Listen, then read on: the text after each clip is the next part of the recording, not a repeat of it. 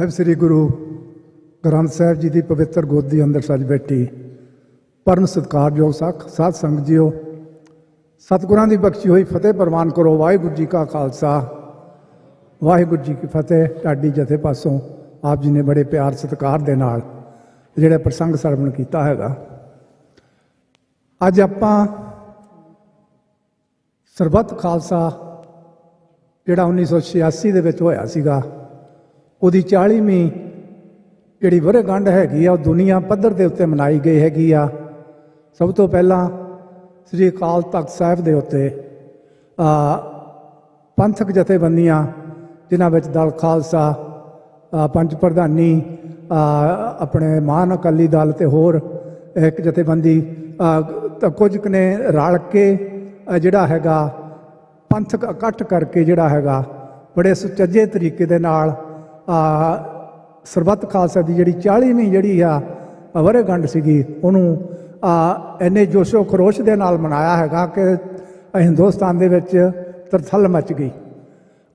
ਚਾਰੇ ਪਾਸੇ ਜਿਹੜੀਆਂ ਉਹਦੀਆਂ ਗੱਲਾਂ ਜਿਹੜੀਆਂ ਹੋਣ ਲੱਗੀਆਂ ਬਈ 40 ਸਾਲਾਂ ਬਾਅਦ ਸਰਬੱਤ ਖਾਲਸਾ ਜਿਹੜਾ ਕੌਮ ਦਾ ਮੂੰਹ ਮੁਹਾਂਦਰਾ ਬਣਾਉਣ ਦੇ ਲਈ, ਜਦੋਂ 1986 ਦੇ ਵਿੱਚ ਸਰਬੱਤ ਖਾਲਸਾ ਬੁਲਾਇਆ ਗਿਆ ਸੀਗਾ, ਉਦੋਂ 84 ਦਾ ਘੱਲੂ ਘਾਰਾ ਹੋ ਕੇ ਹਟਿਆ ਸੀਗਾ। ਕੌਮ ਦੇ ਵਿੱਚ ਬੜਾ ਦੁਖਾਂਤ ਸੀਗਾ। ਕੌਮ ਨੂੰ ਪਤਾ ਨਹੀਂ ਸੀ ਵੀ ਕੀ ਕਰਨਾ, ਕਿੱਧਰ ਨੂੰ ਜਾਈਏ। ਜਥੇਬੰਦੀਆਂ ਜਿਹੜੀਆਂ ਹੈਗੀਆਂ ਹੋਂਦ ਦੇ ਵਿੱਚ ਆ ਗਈਆਂ ਸੀਗੀਆਂ, ਪਰ ਉਹਨਾਂ ਨੂੰ ਪਤਾ ਨਹੀਂ ਸੀਗਾ ਕਿ ਨਾ ਉਹਨਾਂ ਨੂੰ ਸੇਧਤ ਕਰਨ ਦੇ ਲਈ ਜਿਹੜਾ ਸੰਘਰਸ਼ ਸੀਗਾ, ਖਾਲਿਸਤਾਨ ਦੀ ਆਜ਼ਾਦੀ ਦੇ ਸੰਘਰਸ਼ ਨੂੰ ਸੇਧਤ ਕਰਨ ਦੇ ਲਈ ਜਿਹੜਾ ਹੈਗਾ ਸਰਬੱਤ ਖਾਲਸਾ ਬਹੁਤ ਸਹਾਇਕ ਸਿੱਧ ਹੋਇਆ। ਜਿਹੜੀਆਂ ਜੁਝਾਰੂ ਜਥੇਬੰਦੀਆਂ ਸੀਗੀਆਂ, ਉਹਨਾਂ ਦੇ ਵਿੱਚ ਡਿਸਿਪਲਿਨ ਲਿਆਉਣ ਦੇ ਲਈ ਉਹ ਸਰਬੱਤ ਖਾਲਸਾ ਨੇ ਬਹੁਤ ਬਿਹਤਰ ਮੋਹਰੀ ਜਿਹੜਾ ਸੀਗਾ ਰੋਲ ਅਦਾ ਕੀਤਾ। ਉਸ ਸਮੇਂ ਦੇ ਵਿੱਚ ਜਿਹੜੇ ਕੌਮ ਦਾ ਜਿਹੜਾ ਭਵਿੱਖ ਸੀਗਾ, ਉਹਨੂੰ ਜਿਹੜਾ ਸੁਚੱਜਾ ਕਰਨ ਦੇ ਲਈ ਪੰਥਕ ਜਥੇਬੰਦੀਆਂ, ਜਿਹੜੀਆਂ ਜੁਝਾਰੂ ਜਥੇਬੰਦੀਆਂ ਉਸ ਵੇਲੇ ਮੈਦਾਨੇ ਜੰਗ ਦੇ ਵਿੱਚ ਨਿਤਰੀਆਂ ਹੋਈਆਂ ਸੀਗੀਆਂ, ਉਹਨਾਂ ਨੂੰ ਸੇਧਤ ਕਰਕੇ ਜਿਹੜਾ ਹੈਗਾ ਜਿਹੜਾ ਪੰਥਕ ਕਮੇਟੀ ਹੋਣ ਦੇ ਵਿੱਚ ਲਿਆਂਦੀ ਗਈ। ਉਸ ਪੰਥਕ ਕਮੇਟੀ ਨੇ 4-5 ਜਿਹੜੀਆਂ ਜਥੇਬੰਦੀਆਂ ਸੀਗੀਆਂ, ਉਹਨਾਂ ਨੇ ਰਲ ਕੇ ਜਿਹੜੇ ਆ ਪੰਜਾਬ ਦੀ ਧਰਤੀ ਦੇ ਉੱਤੇ ਉਹ ਕਾਰਨਾਮੇ ਕੀਤੇ, ਜਾਂ ਹੋਰ ਵੀ ਜੁਝਾਰੂ ਜਥੇਬੰਦੀਆਂ ਜਿਹੜੀਆਂ ਹੈਗੀਆਂ, ਉਹ ਡਿਸਿਪਲਿਨ ਦੇ ਵਿੱਚ ਆ ਕੇ ਉਹਨਾਂ ਨੇ ਬਹੁਤ ਵੱਡੇ ਵੱਡੇ ਕਾਰਨਾਮੇ ਕੀਤੇ। ਉਹ ਵੇਲਾ ਸੀਗਾ ਜਦੋਂ ਪੰਜਾਬ ਦੀ ਧਰਤੀ ਦੇ ਉੱਤੇ ਚਾਰੇ ਪਾਸੇ ਕੇਸਰੀ ਦਸਤਾਰਾਂ ਹੀ ਨਜ਼ਰ ਆਇਆ ਕਰਦੀਆਂ ਸੀਗੀਆਂ। ਸਕੂਲਾਂ ਦੇ ਵਿੱਚ, ਕਾਲਜਾਂ ਦੇ ਵਿੱਚ ਚਾਰੇ ਪਾਸੇ ਜਿਹੜੇ ਸਾਡੇ ਬੱਚੇ ਸੀਗੇ, ਇਸ ਤਰ੍ਹਾਂ ਦੇ ਦਸਤਾਰਾਂ ਸਜਾ ਕੇ, ਕੇਸਰੀ ਚੁੰਨੀਆਂ ਲੈ ਕੇ, ਇੱਕ ਤਰ੍ਹਾਂ ਦਾ ਉਹਨਾਂ ਦੇ ਸਮਾਜਿਕ ਸੁਧਾਰ ਵੀ ਕੀਤੇ, ਜਿਹੜੇ ਕਿ ਉਸ ਸਮੇਂ ਬਹੁਤ ਬਿਹਤਰ ਤਰੀਕੇ ਦੇ ਨਾਲ ਜਿਹੜਾ ਜਦੋਂ ਵਿਆਹ ਹੁੰਦੇ ਸੀ, ਉਹਨਾਂ ਦੇ ਵਿੱਚ ਜਿਹੜੀਆਂ ਲੱਖਾਂ ਰੁਪਈਆ ਖਰਚ ਕਰਕੇ ਜਿਹੜਾ ਹੈਗਾ ਪਰਿਵਾਰ ਕਰਜ਼ਾਈ ਹੋ ਜਾਂਦੇ ਸੀ। ਉਹਨਾਂ ਜੁਝਾਰੂਆਂ ਨੇ ਜਿਹੜਾ ਹੈਗਾ ਉਸ ਵੇਲੇ ਜਿਹੜਾ ਹੈਗਾ ਉਹ ਵਿਆਹ ਜਿਹੜੇ ਸੀਗੇ ਉਹ 10 ਜਾਂ ਬੰਦਿਆਂ ਨੂੰ, 5 ਬੰਦਿਆਂ ਨੂੰ ਜਾਂ 11 ਬੰਦਿਆਂ ਨੂੰ ਹੀ ਸਿਰਫ ਜੰਜਾਂ ਦੇ ਵਿੱਚ ਜਾਣ ਦੇ ਲਈ, ਔਰ ਬੜੇ ਸਿੰਪਲ ਤਰੀਕੇ ਦੇ ਨਾਲ ਵਿਆਹ ਕਰਾਉਣ ਦੀ ਰੀਤ ਜਿਹੜੀ ਉਸ ਵੇਲੇ ਤੋਰੀ ਸੀਗੀ, ਉਸ ਨੂੰ ਅੱਜ ਤੱਕ ਜਿਹੜਾ ਲੋਕੀ ਸਲਾਹ ਰਹੇ ਹੈਗੇ ਆ। ਉਹ ਮੁੜ ਕੇ ਪੰਜਾਬ ਦੇ ਹਿੰਦੁਸਤਾਨ ਦੀ ਸਰਕਾਰ ਨੇ ਬੜੇ ਕੋਝੇ ਤਰੀਕੇ ਦੇ ਨਾਲ ਪੰਜਾਬ ਦੇ ਵਿੱਚ ਜਿਹੜਾ ਹੈਗਾ ਗਾਉਣ ਵਜਾਉਣ ਵਾਲਿਆਂ ਦਾ ਜਿਹੜਾ ਕਲਚਰ ਲਿਆ ਕੇ ਉਸ ਚੀਜ਼ ਨੂੰ ਖਤਮ ਕੀਤਾ, ਅਤੇ ਅੱਜ ਤੱਕ ਜਿਹੜਾ ਹੈਗਾ ਉਹ ਗੰਧਲਾ ਜਿਹੜਾ ਹੈਗਾ ਪਿਆ ਹੋਇਆ ਹੈਗਾ। ਆਪਾਂ ਵੀ ਉਹ ਜਿਹੜਾ 1986 ਦਾ ਸਰਬੱਤ ਖਾਲਸਾ ਸੀਗਾ, ਉਹਦੀ ਜਿਹੜੀ ਹੈਗੀ ਆ 40ਵੀਂ ਵਰ੍ਹੇਗੰਢ ਆਪਾਂ ਅੱਜ ਗੁਰਦੁਆਰਾ ਸਾਹਿਬ ਵਿਖੇ ਇੱਥੇ ਆਪਾਂ ਮਨਾ ਰਹੇ ਹੈਗੇ ਹਾਂ। ਦੁਨੀਆ ਦੇ ਵਿੱਚ ਹਰ ਗੁਰਦੁਆਰਾ ਸਾਹਿਬ ਦੇ ਵਿੱਚ ਇਹ ਜਿਹੜਾ ਦਿਨ ਮਨਾਇਆ ਗਿਆ ਹੈਗਾ। ਆਪਣੇ ਵਿੱਚ ਅੱਜ ਜਿਹੜੇ ਪੰਥ ਦੇ ਜਿਹੜੇ ਹੈਗੇ ਬਹੁਤ ਸੁਚੱਜੇ ਬੁਲਾਰੇ ਜਿਹੜੇ ਹੈਗੇ ਆ, ਪ੍ਰਭਜੋਤ ਸਿੰਘ, ਜਿਨ੍ਹਾਂ ਨੂੰ ਆਪ ਭਲੀ ਭਾਂਤ ਜਾਣਦੇ ਹੋ, ਉਹਨਾਂ ਨੇ ਦੁਨੀਆ ਦੇ ਵੱਖ-ਵੱਖ ਖੇਤਰਾਂ ਦੇ ਵਿੱਚ ਜਾ ਕੇ ਕੌਮ ਦੀ ਰਹਿਨੁਮਾਈ ਕੀਤੀ ਹੈਗੀ ਆ। ਲੋਕਾਂ ਨੂੰ ਦੱਸਿਆ ਹੈਗਾ, ਇੱਥੋਂ ਦੀਆਂ ਸਰਕਾਰਾਂ ਨੂੰ, ਇੱਥੋਂ ਦੇ ਲੋਕਾਂ ਨੂੰ ਜਾਗਰੂਕ ਕੀਤਾ ਹੈਗਾ ਵੀ ਕਿਸ ਤਰ੍ਹਾਂ ਜਿਹੜਾ ਹੈਗਾ ਆਪਾਂ ਖਾਲਿਸਤਾਨ ਨੂੰ ਹੋਂਦ ਦੇ ਵਿੱਚ ਲਿਆਉਣਾ ਹੈਗਾ। ਸੋ ਔਰ ਉੱਥੇ ਨਾਲ ਦੀ ਨਾਲ ਮਨਿੰਦਰ ਸਿੰਘ ਜਿਹੜੇ ਹੈਗੇ ਆ BC ਤੋਂ ਸਿੱਖ ਫੈਡਰੇਸ਼ਨ ਜਿਹੜੀ ਹੋਣ ਦੇ ਵਿੱਚ ਕੈਨੇਡਾ ਦੇ ਵਿੱਚ ਆਈ ਹੈਗੀ ਆ, ਉਹਦੇ ਦੋਵੇਂ ਬੁਲਾਰੇ ਹੈਗੇ ਆ। ਉਹਦੇ ਸਪੋਕਸ ਪਰਸਨ ਜਿਹੜੇ ਮਨਿੰਦਰ ਸਿੰਘ ਹੈਗੇ ਆ, ਉਹਨਾਂ ਦਾ ਵੀ ਜਿਹੜਾ ਯੂਰਪ ਦੇ ਵਿੱਚ ਖਾਸ ਤੌਰ 'ਤੇ ਜਿਹੜੀਆਂ ਉਹਨਾਂ ਦੀਆਂ ਸਪੀਚਾਂ ਹੈਗੀਆਂ ਆਪ ਸੋਸ਼ਲ ਮੀਡੀਆ ਦੇ ਉੱਤੇ, YouTube ਦੇ ਵਿੱਚ, ਇੰਸਟਾਗ੍ਰਾਮ ਵਗੈਰਾ ਦੇ ਉੱਤੇ ਆਪ ਵੇਖ ਸਕਦੇ ਹੈਗੇ ਆ। ਉਹਨਾਂ ਨੇ ਕਿਸ ਤਰ੍ਹਾਂ ਜਿਹੜਾ ਇੱਕ ਲੋਕ ਇੱਥੋਂ ਦੀਆਂ ਸਰਕਾਰਾਂ ਨੂੰ ਦੱਸ ਦਿੱਤਾ ਹੈਗਾ ਵੀ ਸਿੱਖ ਕੌਮ ਦੇ ਵਿੱਚ ਬੁੱਧੀਜੀਵੀ ਪੜ੍ਹੇ ਲਿਖੇ ਨੌਜਵਾਨ ਵੀ ਹੈਗੇ ਆ ਜਿਹੜੇ ਕੌਮ ਨੂੰ ਬੜੇ ਸਿਹਤ ਕਰ ਸਕਦੇ ਹੈਗੇ ਆ। ਜਦੋਂ ਖਾਲਿਸਤਾਨ ਹੋਣ ਦੇ ਵਿੱਚ ਆਊਗਾ ਉਹਨੂੰ ਸੁਚੱਜੇ ਤਰੀਕੇ ਦੇ ਨਾਲ, ਯੋਜਨਾਬੱਧ ਤਰੀਕੇ ਦੇ ਨਾਲ ਹੋਣ ਦੇ ਵਿੱਚ ਲਿਆਉਣ ਦੇ ਲਈ ਸਾਡੇ ਕੋਲ ਕੋਈ ਘਾਟ ਨਹੀਂ ਹੈਗੀ, ਸਾਡੇ ਕੋਲ ਵਿਦਵਤਾ ਦੀ ਕੋਈ ਘਾਟ ਨਹੀਂ ਹੈਗੀ। ਸਾਡੇ ਜਿਹੜੇ ਯੰਗਸਟਰ ਹੈਗੇ ਆ ਉਹ ਬੜੇ ਸੁਚੱਜੇ ਤਰੀਕੇ ਦੇ ਨਾਲ ਕੌਮ ਦੀਆਂ ਜਿਹੜੀਆਂ ਭਾਵਨਾਵਾਂ ਦੇ ਅਨੁਸਾਰੀ ਬਣ ਕੇ ਜਿਹੜੇ ਹੈਗੇ ਆ ਬਹੁਤ ਸੁਚੱਜੇ ਤਰੀਕੇ ਨਾਲ ਸੇਵਾ ਕਰ ਰਹੇ ਹੈਗੇ ਆ।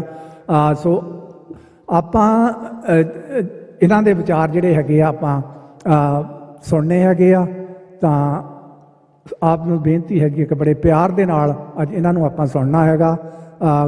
ਕਿਹੋ ਜਿਹਾ ਜਿਹੜਾ ਪ੍ਰੋਗਰਾਮ ਇਹਨਾਂ ਨੇ ਭਵਿੱਖ ਦੇ ਲਈ ਉਲੀਕਿਆ ਹੈਗਾ ਉਹਦੇ ਉੱਤੇ ਚਾਨਣਾ ਚੰਗੀ ਤਰ੍ਹਾਂ ਪਾਉਣਗੇ। ਸਰਬੱਤ ਖਾਲਸਾ ਕਿਵੇਂ ਹੋਇਆ, ਜਿਹੜੀਆਂ ਦੁਨੀਆ ਭਰ ਦੀਆਂ ਸੰਸਥਾਵਾਂ ਹੈਗੀਆਂ ਰਲ ਕੇ ਜਿਹੜਾ ਇਹ ਤਾਂ ਫੈਡਰੇਸ਼ਨ, ਕੈਨੇਡਾ ਫੈਡਰੇਸ਼ਨ ਦੇ ਵੱਲੋਂ ਜਿਹੜੇ ਹੈਗੇ ਆ ਕੰਮ ਨਹੀਂ ਕਰਦੇ ਹੈਗੇ। ਇੰਟਰਨੈਸ਼ਨਲ ਫੈਡਰੇਸ਼ਨ ਜਿਹੜੀ ਹੈਗੀ ਆ ਸਾਰੀ ਦੁਨੀਆ ਦੇ ਜਿਹੜੇ ਸੰਸਥਾਵਾਂ ਦੀ ਫੈਡਰੇਸ਼ਨ ਹੈਗੀ ਆ, ਉਹਨਾਂ ਦੇ ਨੁਮਾਇੰਦੇ ਇਕੱਠਿਆਂ ਹੋ ਕੇ ਕਿਵੇਂ ਇਹਨਾਂ ਨੇ UN ਦੇ ਵਿੱਚ ਜਾ ਕੇ ਜਾਂ ਹੋਰ ਵੱਖ-ਵੱਖ ਖੇਤਰਾਂ ਦੇ ਵਿੱਚ ਜਾ ਕੇ ਕੌਮ ਦੀ ਰਹਿਨੁਮਾਈ ਕਰਨ ਦੇ ਲਈ ਇੱਕ ਵਧੀਆ ਤਰੀਕੇ ਦੇ ਨਾਲ ਲੋਕਾਂ ਨੂੰ ਦੱਸਿਆ ਹੈਗਾ।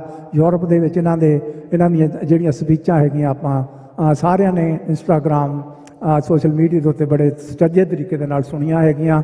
ਇਹਨਾਂ ਨੂੰ ਆਪਾਂ ਅੱਜ ਬੜੇ ਪਿਆਰ ਸਤਿਕਾਰ ਦੇ ਨਾਲ ਸੁਣਨਾ ਹੈਗਾ। ਜਿੱਥੋਂ ਤੱਕ ਆਪਾਂ ਗੱਲ ਕਰਦੇ ਹੈਗੇ ਆ ਅੱਜ ਦੇ ਜਿਹੜੇ ਹਾਲਾਤ ਹੈਗੇ ਆ, ਜਦੋਂ 1986 ਦਾ ਸਰਬੱਤ ਖਾਲਸਾ ਹੋਇਆ ਸੀਗਾ, ਉਸ ਵੇਲੇ ਜਾਂ ਉਸ ਤੋਂ ਬਾਅਦ ਦੇ ਵਿੱਚ ਜਿਹੜਾ ਜਿੱਥੇ ਜੁਝਾਰੂ ਬੰਦੀਆਂ ਜਿਹੜੇ ਸੰਸਥਾਵਾਂ ਸੀਗੀਆਂ ਹੋਂਦ ਦੇ ਵਿੱਚ ਆਈਆਂ, ਉੱਥੇ ਜਿਹੜਾ ਸਰਕਾਰੀ ਤਸ਼ੱਦਦ ਸੀਗਾ ਉਹਨੇ ਵੀ ਅੱਤ ਚੱਕ ਲਈ ਸੀਗੀ। ਉਹਨਾਂ ਨੇ ਹੀ ਉਸ ਵੇਲੇ ਬਿਆਨਤਾ ਬੁੱਚੜ ਨੂੰ ਲੈ ਕੇ ਆਂਦਾ ਤੇ ਨਾਲ ਦੀ ਨਾਲ KPS ਗਿੱਲ ਜਿਹੜਾ ਹੈਗਾ, ਉਹਨਾਂ ਨੇ ਆਪਾਂ ਨੂੰ ਪਤਾ ਜਿੱਦਾਂ ਹਜ਼ਾਰਾਂ ਦੀ ਗਿਣਤੀ ਦੇ ਵਿੱਚ ਸਿੱਖ ਨੌਜਵਾਨਾਂ ਨੂੰ ਘਰਾਂ ਵਿੱਚੋਂ ਕੱਢ ਕੇ ਕੋਹ ਕੇ ਸ਼ਹੀਦ ਕੀਤਾ। ਭਾਈ ਜਸਵੰਤ ਸਿੰਘ ਜੀ ਖਾਲੜਾ, ਉਹਨਾਂ ਦੀਆਂ ਲਿਸਟਾਂ ਬਣਾਉਂਦਿਆਂ ਹੋਇਆਂ 50,000 ਦੇ ਕਰੀਬ ਉਹਨਾਂ ਨੌਜਵਾਨਾਂ ਦੀਆਂ ਲਿਸਟਾਂ ਬਣਾਈਆਂ ਸੀਗੀਆਂ ਜਿਨ੍ਹਾਂ ਦੀਆਂ ਲਾਸ਼ਾਂ ਤੱਕ ਦਾ ਵੀ ਵੇਰਵਾ ਉਹਨਾਂ ਨੇ ਪੂਰੀ ਤਰ੍ਹਾਂ ਦਿੱਤਾ ਸੀ, ਜਿਨ੍ਹਾਂ ਨੂੰ ਦਰਿਆਵਾਂ ਦੇ ਵਿੱਚ ਰੋੜ ਕੇ ਜਿਹੜਾ ਡੋਬ ਕੇ ਉਹਨਾਂ ਨੂੰ ਸ਼ਹੀਦ ਕਰ ਦਿੱਤਾ ਗਿਆ। ਉਹਨਾਂ ਦਾ ਅੱਜ ਤੱਕ ਮਾਵਾਂ ਜਿਹੜੀਆਂ ਹੈਗੀਆਂ ਆਪਣੇ ਪੁੱਤਰਾਂ ਨੂੰ ਅੱਜ ਤੱਕ ਲੱਭਦੀਆਂ ਬੋਭਾ ਮਾਰਦੀਆਂ ਹੈਗੀਆਂ। ਪਿੱਛੇ ਜੇ ਆਪਾਂ ਇੱਕ ਵੀਡੀਓ ਦੇਖੀ ਸੀ ਦਰਬਾਰ ਸਾਹਿਬ ਦੇ ਵਿੱਚ, ਜਿੱਥੇ ਸ਼ਹੀਦਾਂ ਦੀਆਂ ਜਿਹੜੀਆਂ ਯਾਦਗਾਰੀ ਤਸਵੀਰਾਂ ਲੱਗੀਆਂ ਹੋਈਆਂ ਹੈਗੀਆਂ, ਪ੍ਰਦਰਸ਼ਨੀ ਜਿਹੜੀ ਉੱਤੇ ਹੈਗੀ ਆ, ਉਹਦੇ ਵਿੱਚ ਇੱਕ ਬੀਬੀ ਕੰਧ ਲੱਗੀਆਂ ਫੋਟੋਆਂ ਨੂੰ ਦੇਖ ਕੇ ਕਹਿੰਦੀ ਆ ਮੇਰਾ ਪੁੱਤ ਲੱਗਦਾ ਹੈਗਾ। ਉਹ ਕਹਿੰਦੇ ਜਦੋਂ ਇਹਦੇ ਮੂੰਹ ਤੇ ਕੀ ਹੋ ਗਿਆ ਹੈਗਾ ਤੂੰ ਨਾਲ ਉਹਨੂੰ ਦੱਸਦੇ ਹੈਗੇ ਆ ਵੀ ਬੀਬੀ ਆ ਤੇਰਾ ਪੁੱਤ ਆ, ਤੇ ਆਹ ਜਿਹੜੇ ਇਹ ਵੀ, ਉਹ ਕਹਿੰਦੀ ਇਹ ਵੀ ਸਾਰੇ ਮੇਰੇ ਪੁੱਤ ਹੀ ਹੈਗੇ ਆ।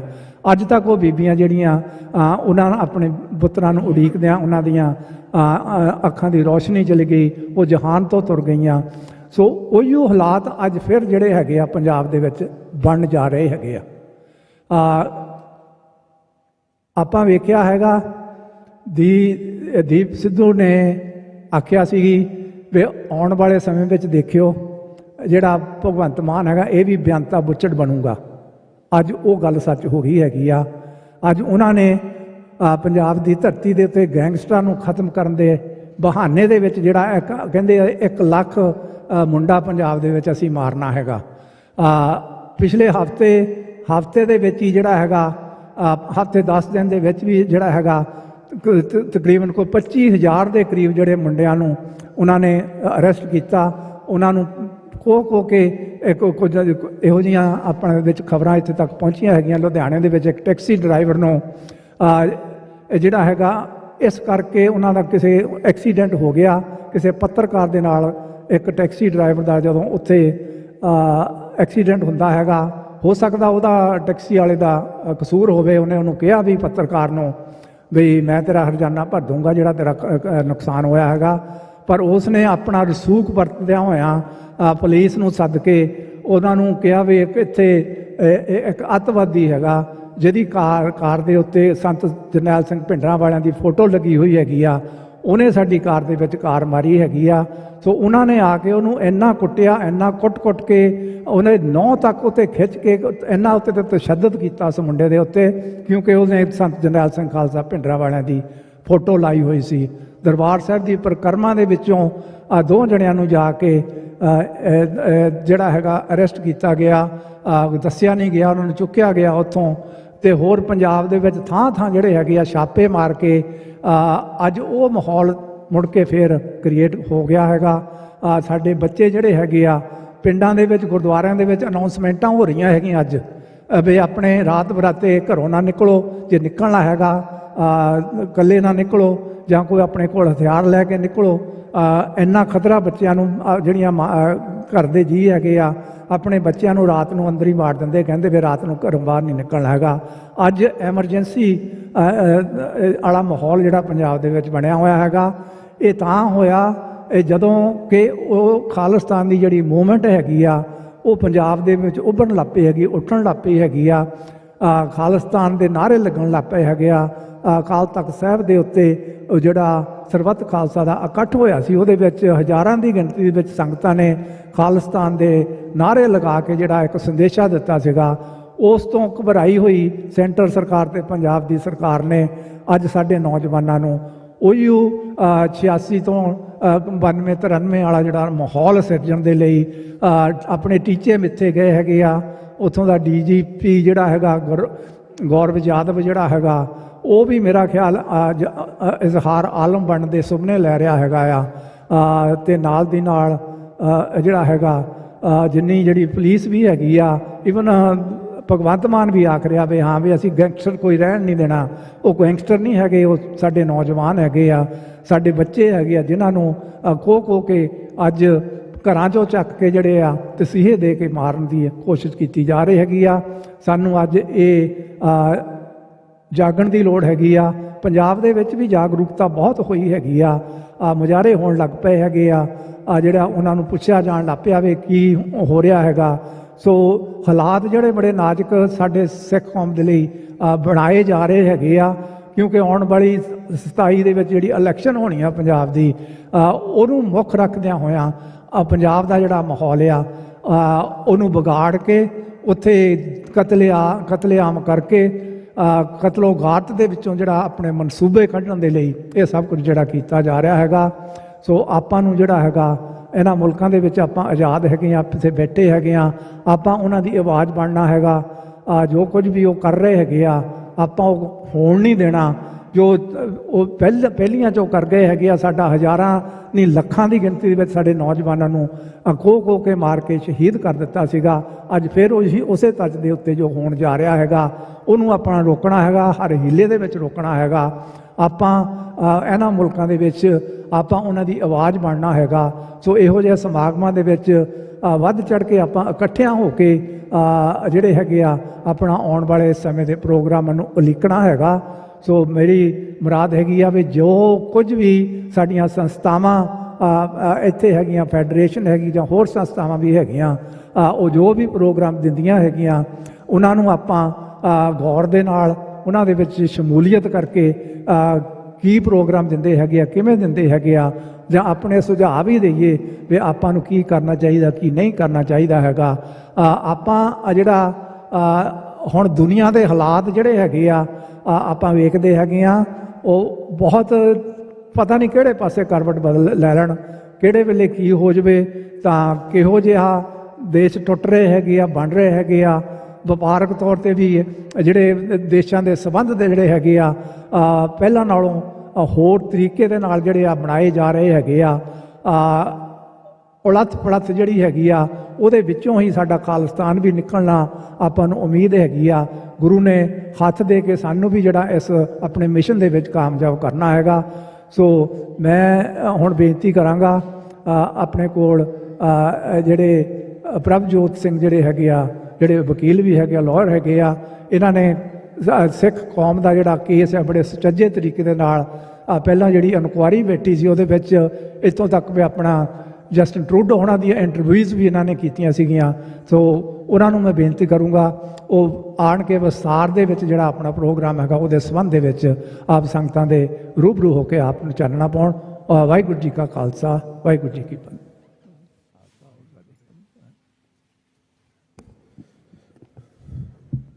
ਦੀਨ ਦੁਨੀ ਦੇ ਪਾਤਸ਼ਾਹ ਸਾਹਿਬ ਸ੍ਰੀ ਗੁਰੂ ਗ੍ਰੰਥ ਸਾਹਿਬ ਜੀ ਮਹਾਰਾਜ ਦੇ ਚਰਨਾਂ ਦੇ ਨਿੱਘ ਮੰਨ ਰਹੇ ਗੁਰੂ ਖਾਲਸਾ ਜੀਓ, ਗੱਜ ਕੇ ਫਤਿਹ ਬੁਲਾਓ। ਵਾਹਿਗੁਰੂ ਜੀ ਕਾ ਖਾਲਸਾ, ਵਾਹਿਗੁਰੂ ਜੀ ਕੀ ਫਤਿਹ। ਅੱਜ ਆਪਾਂ ਜਿਸ ਇਤਿਹਾਸਕ ਦਿਹਾੜੇ ਨੂੰ ਯਾਦ ਕਰਨ ਵਾਸਤੇ ਇਕੱਤਰ ਹੋਏ ਹਾਂ, ਜਿੱਥੇ ਆਪਾਂ 1986 ਦੇ ਸਰਬੱਤ ਖਾਲਸਾ ਦੇ ਵਿੱਚ ਤੇ ਉਸ ਤੋਂ ਬਾਅਦ ਚੱਲੀ ਜੁਝਾਰੂ ਲਹਿਰ ਦੇ ਵਿੱਚ ਜਿਨ੍ਹਾਂ ਸਿੰਘਾਂ ਸਿੰਘਣਿਆਂ ਨੇ ਆਪਣੀਆਂ ਸੇਵਾਵਾਂ ਕੀਤੀਆਂ, ਘਾਲੀਆਂ, ਸ਼ਹਾਦਤਾਂ ਦਿੱਤੀਆਂ, ਉਹਨਾਂ ਦੇ ਸਿਰੜ ਨੂੰ, ਉਹਨਾਂ ਦੀ ਕੁਰਬਾਨੀ ਨੂੰ ਜਿੱਥੇ ਆਪਾਂ ਸਿਜਦਾ ਕਰਨ ਵਾਸਤੇ ਆਏ ਹਾਂ, ਉੱਥੇ ਨਾਲ ਨਾਲ ਆਪਾਂ ਉਸ ਇਤਿਹਾਸਕ ਦਿਹਾੜੇ ਤੇ ਉਸ ਇਤਿਹਾਸਕ ਦਿਹਾੜੇ ਵਿੱਚੋਂ ਨਿਕਲੇ ਖੜਕੂ ਸੰਘਰਸ਼ ਤੋਂ ਸੇਧ ਲੈਣ ਵਾਸਤੇ ਆਪਾਂ ਇਕੱਤਰ ਹੋਏ ਹਾਂ। ਕਿਉਂਕਿ ਪਿਛਲੇ ਕੁਝ ਸਾਲਾਂ ਦੇ ਵਿੱਚ ਜਿੱਥੇ ਜਿੱਥੇ ਵੀ ਆਪਾਂ ਵਿਚਰਦੇ ਹੈਗੇ ਆ, ਭਾਵੇਂ ਨੌਜਵਾਨਾਂ ਦੇ ਵਿੱਚ, ਭਾਵੇਂ ਬਜ਼ੁਰਗਾਂ ਦੇ ਵਿੱਚ, ਭਾਵੇਂ ਬੱਚਿਆਂ ਦੇ ਵਿੱਚ, ਤਾਂ ਆਪਣੀ ਸੰਗਤ ਦੇ ਵਿੱਚ ਇੱਕ ਨਵੀਂ ਕਿਸਮ ਦੀ ਸ਼ਿੱਦਤ, ਉਤਸ਼ਾਹ ਤੇ ਚਾਹ ਕਈ ਸਾਲਾਂ ਤੋਂ ਸਾਨੂੰ ਦੇਖਣ ਨੂੰ ਮਿਲ ਰਿਹਾ। ਜਿੱਥੇ ਪੰਥਕ ਹਾਲਾਤਾਂ ਬਾਬਤ ਫਿਕਰਮੰਦੀ ਜ਼ਾਹਰ ਕਰ ਰਹੇ ਆ, ਉੱਥੇ ਨਾਲ ਦੀ ਨਾਲ ਇੱਕ ਉਤਸ਼ਾਹ ਹੈਗਾ ਵੀ ਇਸ ਸੰਘਰਸ਼ ਨੂੰ ਅੱਗੇ ਤੋਰਨ ਵਾਸਤੇ ਆਪਾਂ ਕੀ ਯੋਗਦਾਨ ਪਾ ਸਕਦੇ ਹਾਂ, ਹੁਣ ਕੀ ਕੀਤਾ ਜਾਵੇ। ਤੇ ਇਹ ਜਿਹੜਾ ਸਵਾਲ ਹੈਗਾ ਆਪਣੇ ਸ਼ਹੀਦਾਂ ਦੇ ਅਮਲ ਵਿੱਚੋਂ ਹੀ ਆਪਾਂ ਲੱਭ ਸਕਦੇ ਹਾਂ। ਜੇ ਆਪਾਂ ਵਰਤਮਾਨ ਸਮੇਂ ਤੇ ਆਪਾਂ ਝਾਤ ਮਾਰਦੇ ਹਾਂ ਪਿਛਲੇ 15-20 ਸਾਲਾਂ ਤੇ, ਜੋ ਸੰਘਰਸ਼ ਦੇ ਵਿੱਚ ਜਿਹੜੇ ਉਤਰਾਅ ਚੜਾਅ ਬਹੁਤ ਆਏ ਹੈਗੇ, 2005, 6, 7, 8 ਉਹਨਾਂ ਦਿਨਾਂ ਦੇ ਵਿੱਚ ਝੂਠੇ ਸਾਧ ਦੇ ਖਿਲਾਫ, ਝੂਠੇ ਸੌਦੇ ਸਾਧ ਦੇ ਖਿਲਾਫ ਜਿਹੜਾ ਮੋਰਚਾ ਪੰਜਾਬ ਦੀ ਧਰਤੀ ਤੇ ਚੱਲਿਆ, ਉਸ ਤੋਂ ਬਾਅਦ ਜਿਹੜਾ ਸਰਕਾਰੀ ਜ਼ਬਰ ਦਾ ਜਿਹੜਾ ਕਹਿਰ ਚੱਲਿਆ, ਉਸ ਤੋਂ ਬਾਅਦ ਭਾਈ ਬਲਵੰਤ ਸਿੰਘ ਰਾਜੋਆਣੇ ਦੀ ਫਾਂਸੀ ਦੇ ਖਿਲਾਫ ਜਿਹੜਾ ਉਤਸ਼ਾਹ, ਜਿਹੜਾ ਰੋਹ ਪੰਜਾਬ ਦੇ ਵਿੱਚ ਉਜਾਗਰ ਹੋਇਆ ਸੀਗਾ, ਬੰਦੀ ਸਿੰਘਾਂ ਦੀ ਰਿਹਾਈ ਵਾਸਤੇ ਮੋਰਚੇ ਲੱਗਦੇ ਰਹੇ ਆ, ਬੇਅਦਬੀਆਂ ਦੇ ਖਿਲਾਫ ਮੋਰਚੇ ਲੱਗਦੇ ਰਹੇ ਆ, ਕਿਸਾਨੀ ਮੋਰਚਾ ਸਾਨੂੰ ਵੇਖਣ ਨੂੰ ਮਿਲ ਰਿਹਾ। ਤੇ ਇਹਨਾਂ ਅਪਸ ਐਂਡ ਡਾਊਨਸ, ਉਤਰਾਅ ਚੜਾਵਾਂ ਦੇ ਵਿੱਚ ਕਈ ਵਾਰੀ ਆਪਾਂ ਆਪਣੀ ਸੰਗਤ ਦੇ ਵਿੱਚ ਨਿਰਾਸ਼ਾ ਵੀ ਆ ਜਾਂਦੀ ਹੈ ਵੀ ਇਹ ਅਪ ਐਂਡ ਡਾਊਨ, ਇਹ ਉਤਰਾਅ ਚੜਾਅ ਕਿਉਂ ਆ ਰਹੇ ਆ। ਤੇ ਜਿਹੜੀ ਆਪਣੀ ਕੰਟੀਨਿਊਟੀ ਹੈਗੀ ਆ ਇਸ ਸੰਘਰਸ਼ ਨੂੰ ਬੁਲੰਦੀਆਂ ਤੇ ਲੈ ਕੇ ਜਾਣ ਵਾਸਤੇ, ਅਗਲਾ ਦੌਰ ਨੂੰ ਲੈ ਕੇ ਆਉਣ ਵਾਸਤੇ ਆਪਣਾ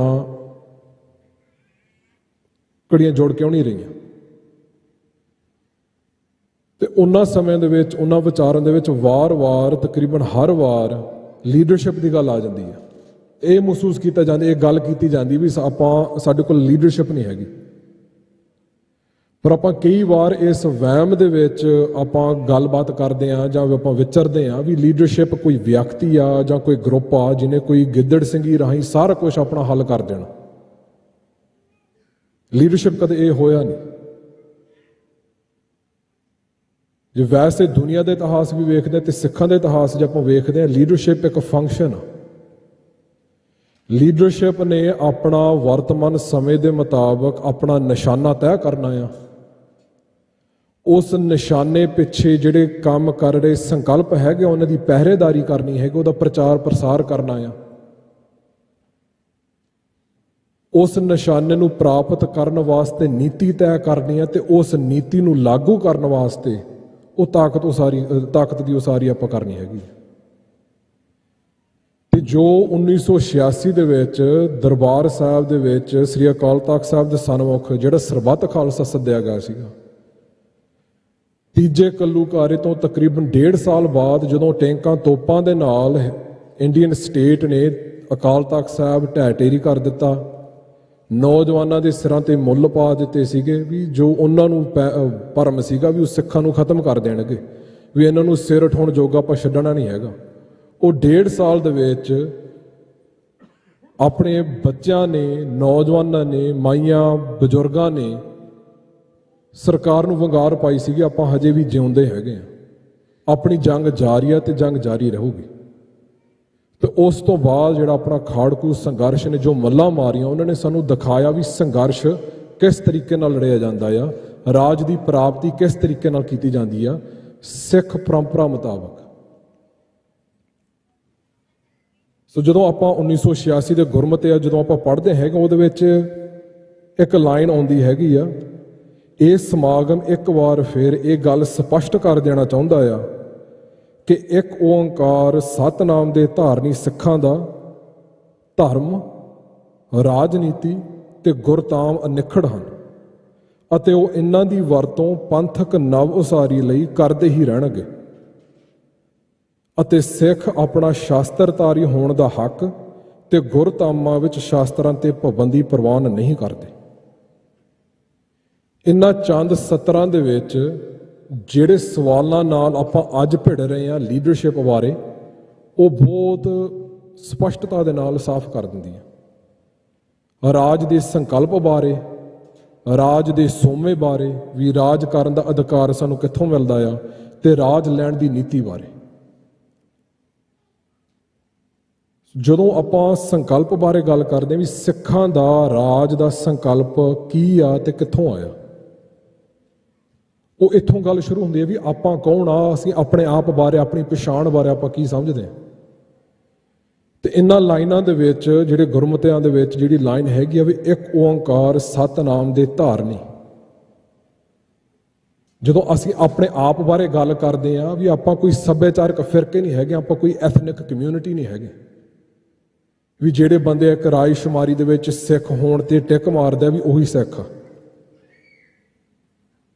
ਸਿੱਖ ਉਹ ਆ ਜੋ ਮਹਾਰਾਜ ਸਾਨੂੰ ਦੱਸਦੇ, ਗੁਰ ਸਤਿਗੁਰ ਕਾ ਜੋ ਸਿੱਖ ਖਾਏ ਸੋ ਭਲ ਕੇ ਉਠ ਹਰ ਨਾਮ ਧਿਆਵੈ। ਜੇ ਆਪਾਂ ਸੰਘਰਸ਼ ਦੇ ਕਾਫਲਿਆਂ ਬਾਰੇ ਆਪਾਂ ਗੱਲ ਕਰਦੇ ਹਾਂ, ਆਪਣੀ ਸ਼ੁਰੂਆਤ ਇੱਥੋਂ ਹੋਣੀ ਹੈ। ਮਹਾਰਾਜ ਸਿੱਖ ਕਿਸ ਨੂੰ ਸਮਝਦੇ ਆ, ਸਿੱਖ ਹੋਣ ਦੇ ਨਾਤੇ ਸਾਡੇ ਕੀ ਫਰਜ਼ ਹੈਗੇ ਆ, ਸਿੱਖ ਆਪਾਂ ਕਿਵੇਂ ਬਣ ਸਕਦੇ ਹਾਂ, ਤੇ ਸਿੱਖ ਹੋ ਕੇ ਇਸ ਪਰਿਭਾਸ਼ਾ ਮੁਤਾਬਕ ਆਪਣੇ ਆਪ ਨੂੰ ਅਨੁਸਾਰ ਕਰਕੇ ਉਸ ਤੋਂ ਬਾਅਦ ਫਿਰ ਸਵਾਲ ਪੈਦਾ ਹੁੰਦਾ ਆ ਵੀ ਆਪਾਂ ਰਾਜ ਕਿਵੇਂ ਕਰਨਾ ਹੈ, ਰਾਜ ਕੀ ਚੀਜ਼ ਆ। ਤੇ ਇਹਨਾਂ ਸਤਰਾਂ ਦੇ ਵਿੱਚ ਇਹ ਗੱਲ ਸਪਸ਼ਟ ਸੀ, ਧਰਮ ਤੇ ਰਾਜਨੀਤੀ ਸਾਡੇ ਵਾਸਤੇ ਨਖੜ ਹੈਗੇ। ਜਿਹੜੇ ਇੱਕ ਓੰਕਾਰ ਸਤਿਨਾਮ ਦੇ ਧਾਰਨੀ ਹੈਗੇ ਆ, ਸਾਡਾ ਜਿਹੜਾ ਮੌਲਿਕ ਸੰਕਲਪ ਹੈਗਾ ਰਾਜ ਬਾਰੇ, ਉਹ ਦੁਨੀਆ ਨਾਲੋਂ ਬਿਲਕੁਲ ਵੱਖਰਾ ਆ।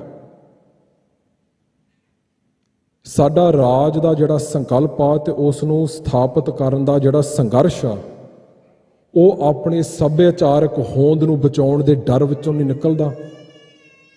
ਉਹ ਕਿਸੇ ਵੱਲੋਂ ਕੀਤੇ ਵਿਤਕਰੇ ਜਾਂ ਜ਼ੁਲਮ ਦੇ ਗਿਲੇ ਸ਼ਿਕਵੇ ਵਿੱਚੋਂ, ਰੰਜ ਵਿੱਚੋਂ ਨਹੀਂ ਨਿਕਲਦਾ ਆ। ਸਾਡਾ ਰਾਜ ਦਾ ਸੰਕਲਪ ਤੇ ਉਸ ਨੂੰ ਪ੍ਰਾਪਤ ਕਰਨ ਦਾ ਸੰਘਰਸ਼ ਧਰਮ ਵਿੱਚੋਂ ਨਿਕਲਦਾ ਹੈ। ਸਾਡੇ ਵਾਸਤੇ ਧਰਮ ਯੁੱਧ ਆ। ਜੇ ਆਪਾਂ ਨਾਮ ਧਿਆਉਣ ਦੀ ਗੱਲ ਕਰਦੇ ਹਾਂ, ਸੇਵਾ ਕਰਨ ਦੀ ਗੱਲ ਕਰਦੇ ਹਾਂ, ਅਕਾਲ ਪੁਰਖ ਨਾਲ ਮੇਲ ਮਿਲਾਪ ਦੀ ਗੱਲ ਕਰਦੇ ਹਾਂ, ਬੇਗਮਪੁਰਾ ਹਲੇਮੀ ਰਾਜ ਖਾਲਿਸਤਾਨ ਨੂੰ ਸਥਾਪਿਤ ਕਰਨਾ ਉਸ ਵਿੱਚੋਂ ਨਿਕਲਦਾ ਹੀ।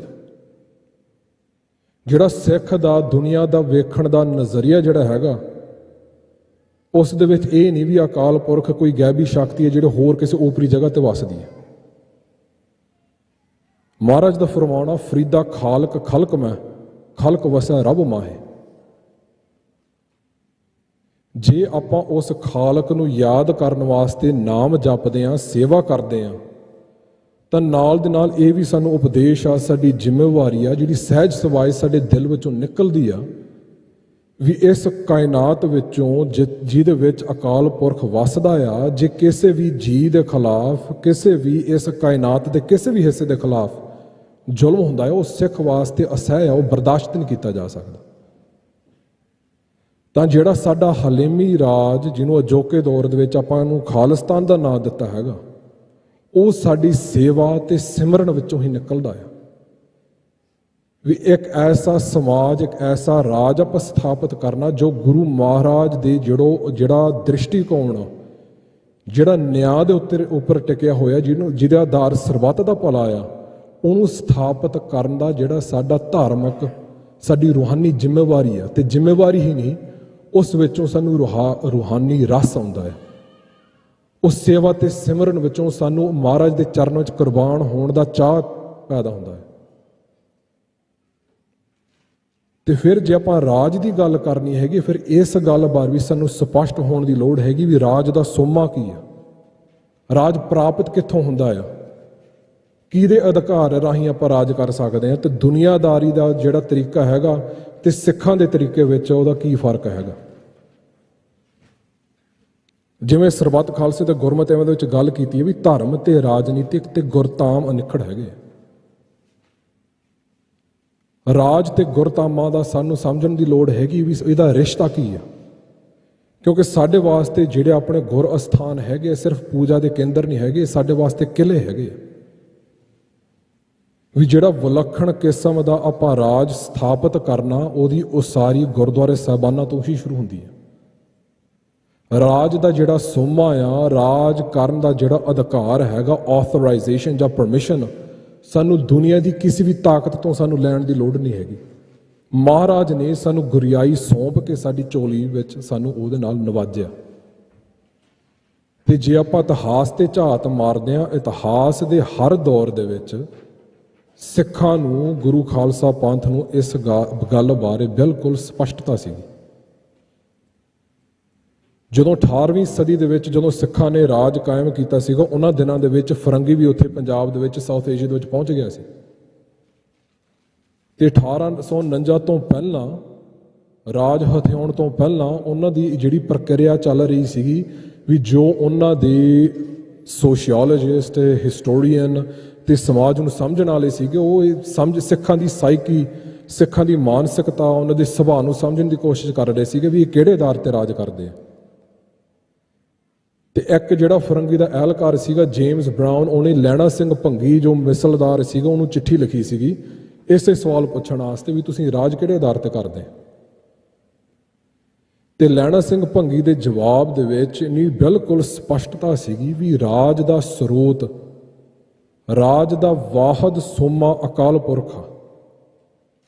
ਰਾਜ ਉਹਨਾਂ ਲੋਕਾਂ ਨੂੰ, ਉਹਨਾਂ ਕੌਮਾਂ ਨੂੰ ਮਿਲਦਾ ਜਿਨ੍ਹਾਂ ਤੇ ਅਕਾਲ ਪੁਰਖ ਬਖਸ਼ਿਸ਼ ਕਰਦਾ ਹੈ ਤੇ ਜਿਨ੍ਹਾਂ ਦੀ ਤੇਗ ਦੇ ਵਿੱਚ ਜ਼ੋਰ ਆ।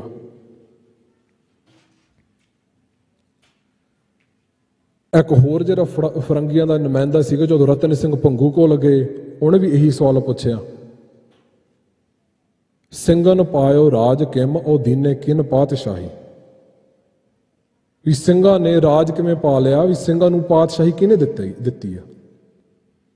ਰਤਨ ਸਿੰਘ ਭੰਗੂ ਦਾ ਜਵਾਬ ਸਪਸ਼ਟ ਸੀ, ਸਿੰਘਨ ਪਾਤਸ਼ਾਹੀ ਸ਼ਾਹ ਸੱਚੇ ਦੇਈ, ਸਿੱਖਾਂ ਨੂੰ ਰਾਜ ਅਕਾਲ ਪੁਰਖ ਨੇ ਦਿੱਤਾ ਹੈ। ਹੋਰ ਕਿਸੇ ਵੀ ਤਾਕਤ, ਹੋਰ ਕਿਸੇ ਵੀ ਮੁਲਕ, ਹੋਰ ਕਿਸੇ ਵੀ ਫੋਰਸ ਵੱਲ ਸਿੱਖਾਂ ਨੇ ਕਦੇ ਮੂੰਹ ਨਹੀਂ ਕੀਤਾ, ਹੋਰ ਕਿਸੇ ਵੱਲੋਂ ਕੋਈ ਆਸ ਨਹੀਂ ਲੱਭੀ, ਹੋਰ ਕਿਸਾਂ ਤੇ ਨਿਰਭਰ ਨਹੀਂ ਕਦੇ ਹੋਏ ਵੀ ਤੁਸੀਂ ਸਾਨੂੰ ਰਾਜ, ਸਾਡੀ ਚੋਲੀ ਤੁਸੀਂ ਪਾ ਕੇ ਦਿਓ। ਇਸੇ ਹੀ ਤਰ੍ਹਾਂ ਜੋ 1986 ਦੇ ਵਿੱਚ ਸਰਬੱਤ ਖਾਲਸਾ ਹੋਇਆ, ਜਿਹੜੀ ਪੰਥਕ ਕਮੇਟੀ ਸਥਾਪਿਤ ਕੀਤੀ ਗਈ, ਤੇ ਉਸ ਤੋਂ ਬਾਅਦ ਜਿਹੜੀਆਂ ਜੁਝਾਰੂ ਜਥੇਬੰਦੀਆਂ ਸਥਾਪਿਤ ਹੋਈਆਂ ਜਿਨ੍ਹਾਂ ਨੇ ਇਸ ਸੰਘਰਸ਼ ਨੂੰ ਅੱਗੇ ਤੋਰਿਆ, ਉਹਨਾਂ ਦੇ ਸਾਰੇ ਅਮਲ ਵਿੱਚੋਂ, ਇਤਿਹਾਸ ਵਿੱਚੋਂ, ਕਾਰਨਾਮੇ ਵਿੱਚੋਂ ਇੱਕੋ ਹੀ ਗੱਲ ਝਲਕਦੀ ਹੈਗੀ ਆ ਵੀ ਉਹਨਾਂ ਨੂੰ ਸਪਸ਼ਟਤਾ ਆ ਵੀ ਕਿਸੇ ਤੋਂ ਇਜਾਜ਼ਤ ਲੈਣ ਦੀ ਲੋੜ ਨਹੀਂ ਹੈਗੀ, ਕਿਸੇ ਕੋਲੋਂ ਆਥੋਰਾਈਜ਼ੇਸ਼ਨ ਦੀ ਲੋੜ ਨਹੀਂ ਹੈਗੀ, ਪਰਮਿਸ਼ਨ ਦੀ ਲੋੜ ਨਹੀਂ ਹੈਗੀ। ਜੋ ਸਿੱਖਾਂ ਦਾ ਬਲ ਆ, ਰਾਜ ਕਰਨ ਦਾ ਅਧਿਕਾਰ, ਜਿਹੜੀ ਸਾਨੂੰ ਅਥਾਰਟੀ ਮਿਲਣੀ ਹੈਗੀ ਆਪਣੇ ਗੁਰਧਾਮਾਂ ਵਿੱਚੋਂ, ਸਰਬੱਤ ਖਾਲਸੇ ਵਿੱਚੋਂ ਮਿਲਣੀ ਆ, ਤੇ ਉਸ ਆਧਾਰ ਤੇ ਆਪਾਂ ਆਪਣੀ ਸੰਗਤ ਦੀ ਲਾਮਬੰਦੀ ਕਰਨੀ ਤੇ ਆਪਾਂ ਨੀਤੀ ਲਾਗੂ ਕਰਨੀ। ਤੇ ਉਹਨਾਂ ਗੁਰਮਤਿਆਂ ਵਿੱਚੋਂ ਉਹ ਜਿਹੜੀ ਲਾਈਨ ਪੜ੍ਹੀ ਸੀਗੀ, ਉਹਦੇ ਵਿੱਚੋਂ ਜਿਹੜੀ ਸ਼ਸਤਰਧਾਰੀ ਹੋਣ ਦਾ ਜਿਹੜਾ ਹੱਕ ਹੈਗਾ, ਉਹਦੇ ਵਿੱਚੋਂ ਸਾਡੀ ਨੀਤੀ ਝਲਕਦੀ ਹੈ। ਜਦੋਂ ਖਾਲਸਾ ਇਸ ਧਰਤੀ ਉੱਪਰ ਵਿਚਰਦਾ ਆ, ਸੁਤੰਤਰ ਹੋ ਕੇ ਵਿਚਰਦਾ ਹੈ, ਖਾਲਸੋ ਹੋਵੇ ਖੁਦ ਖੁਦਾ ਜਿਮ ਖੂਬੀ ਖੂਬ ਖੁਦਾਏ, ਆਨ ਨ ਮਾਨੈ ਕਿਸੇ ਕੀ ਇੱਕ ਬਿਨ ਸੱਚੇ ਪਾਤਸ਼ਾਹੇ, ਵੀ ਜਦੋਂ ਖਾਲਸਾ ਇਸ ਧਰਤੀ ਉੱਪਰ ਵਿਚਰਦਾ ਆ, ਅਕਾਲ ਪੁਰਖ ਦਾ ਰੂਪ ਹੋ ਕੇ ਵਿਚਰਦਾ ਆ, ਇਨਸਾਫ ਕਰਨ ਤੇ ਰਾਜ ਸਥਾਪਿਤ ਕਰਨ ਵਾਸਤੇ ਕਿਸੇ ਕੋਲੋਂ ਕੋਈ ਅਧਿਕਾਰ ਜਾਂ ਪਰਮਿਸ਼ਨ, ਇਜਾਜ਼ਤ ਨਹੀਂ ਚਾਹੀਦੀ। ਉਸ ਆਧਾਰ ਤੇ ਸ਼ਾਸਤਰਧਾਰੀ ਹੋ ਕੇ ਖਾਲਸੇ ਨੇ ਆਪਦੇ ਹੱਥੀਂ ਇਨਸਾਫ ਕਰਨਾ, ਆਪਦੇ ਹੱਥੀਂ ਰਾਜ ਦੀ ਉਸਾਰੀ ਕਰਨੀ ਹੈਗੀ ਹੈ, ਆਪਣੇ ਬਲ ਬੂਤੇ ਤੇ, ਆਪਣੀ ਸੁਤੰਤਰ ਤਾਕਤ ਦੇ ਆਧਾਰ ਤੇ। ਸਿੱਖਾਂ ਦਾ ਸਮੁੱਚਾ ਇਤਿਹਾਸ ਇਸ ਤਰ੍ਹਾਂ ਦਾ ਹੀ ਰਿਹਾ। ਜਦੋਂ ਆਪਾਂ 18ਵੀਂ ਸਦੀ ਦਾ ਇਤਿਹਾਸ ਵੇਖਦੇ ਹਾਂ ਤੇ 47 ਵੇਲੇ ਦੇ ਇਤਿਹਾਸ ਨੂੰ ਜਦੋਂ ਆਪਾਂ ਪਰਖਦੇ ਹਾਂ, ਦੋਵਾਂ ਦਾ ਮੁਲਾਂਕਣ ਕਰਦੇ ਹਾਂ,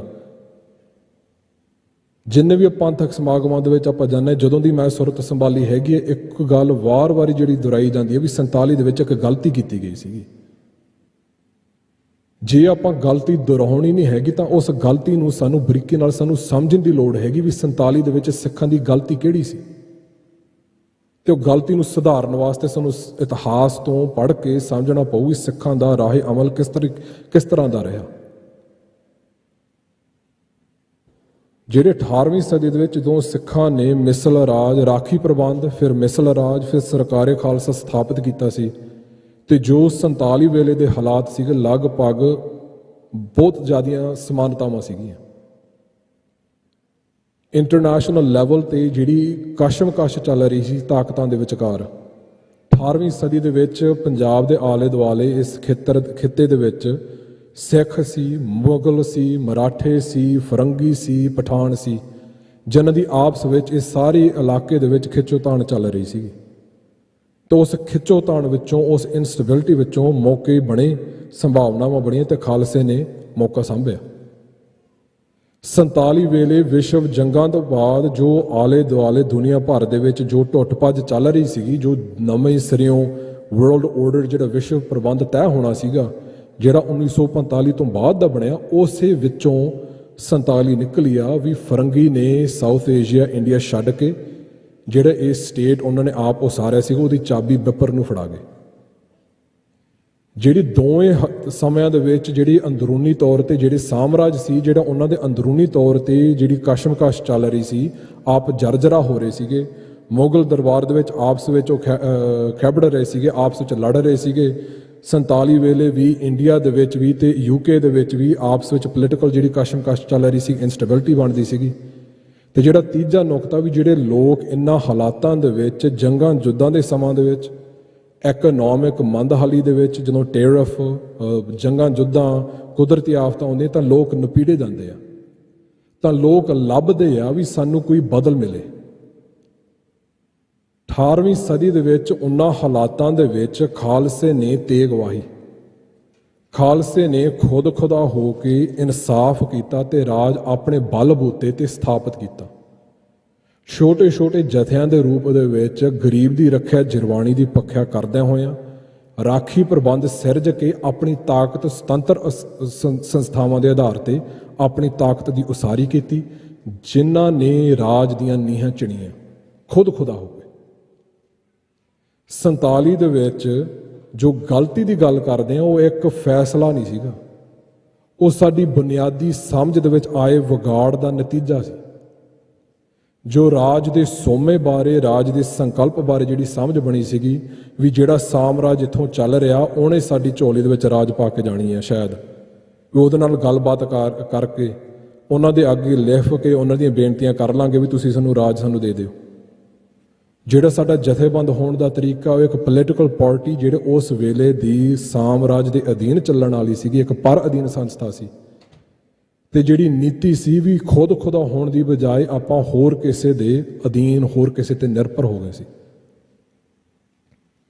ਸੋ ਅੱਜ ਜਦੋਂ ਆਪਣੇ ਆਲੇ ਦੁਆਲੇ ਹਾਲਾਤਾਂ ਨੂੰ ਆਪਾਂ ਵੇਖਦੇ ਹਾਂ, ਸਮਝਣ ਦੀ ਕੋਸ਼ਿਸ਼ ਕਰ ਰਹੇ ਹਾਂ, ਉਸੇ ਤਰ੍ਹਾਂ ਇੰਟਰਨੈਸ਼ਨਲ ਲੈਵਲ ਤੇ ਟੁੱਟ ਭੱਜ ਬਿਲਕੁਲ ਸਾਨੂੰ ਸਪਸ਼ਟ ਹੁਣ ਨਜ਼ਰ ਆ ਰਹੀ ਹੈ, ਜਿਹੜੇ ਪਿਛਲੇ ਕਈ ਸਾਲਾਂ ਤੋਂ ਚੱਲ ਰਹੀ ਸੀਗੀ। ਜੋ ਵੱਡੇ ਵੱਡੇ ਅਦਾਰੇ ਸੀ, ਜੋ ਵੱਡੇ ਵੱਡੇ ਗਲੋਬਲ ਅਲਾਇੰਸ ਸੀ, ਜੋ ਇੱਕ ਜੀਓਪੋਲਿਟਿਕਸ ਨੂੰ ਚਲਾਉਣ ਵਾਸਤੇ ਜਿਹੜੇ ਪੱਛਮ ਦਾ ਇੱਕ ਧੁਰਾ ਸੀ, ਜੋ UN ਵਰਗੀਆਂ ਸੰਸਥਾਵਾਂ ਸੀਗੀਆਂ, ਉਹਨਾਂ ਦਾ ਜਿਹੜਾ ਪ੍ਰਭਾਵ ਆ, ਉਹਨਾਂ ਦਾ ਜਿਹੜਾ ਇਨਫਲੂਐਂਸ ਆਪਾਂ ਦੇਖ ਲਿਆ ਪਿਛਲੇ ਕੁਝ ਸਾਲਾਂ ਦੇ ਵਿੱਚ, ਬਿਲਕੁਲ ਉਸ ਤਰੀਕੇ ਦਾ ਰੂਪ ਦੇ ਵਿੱਚ ਹੋ ਰਿਹਾ ਨੇ।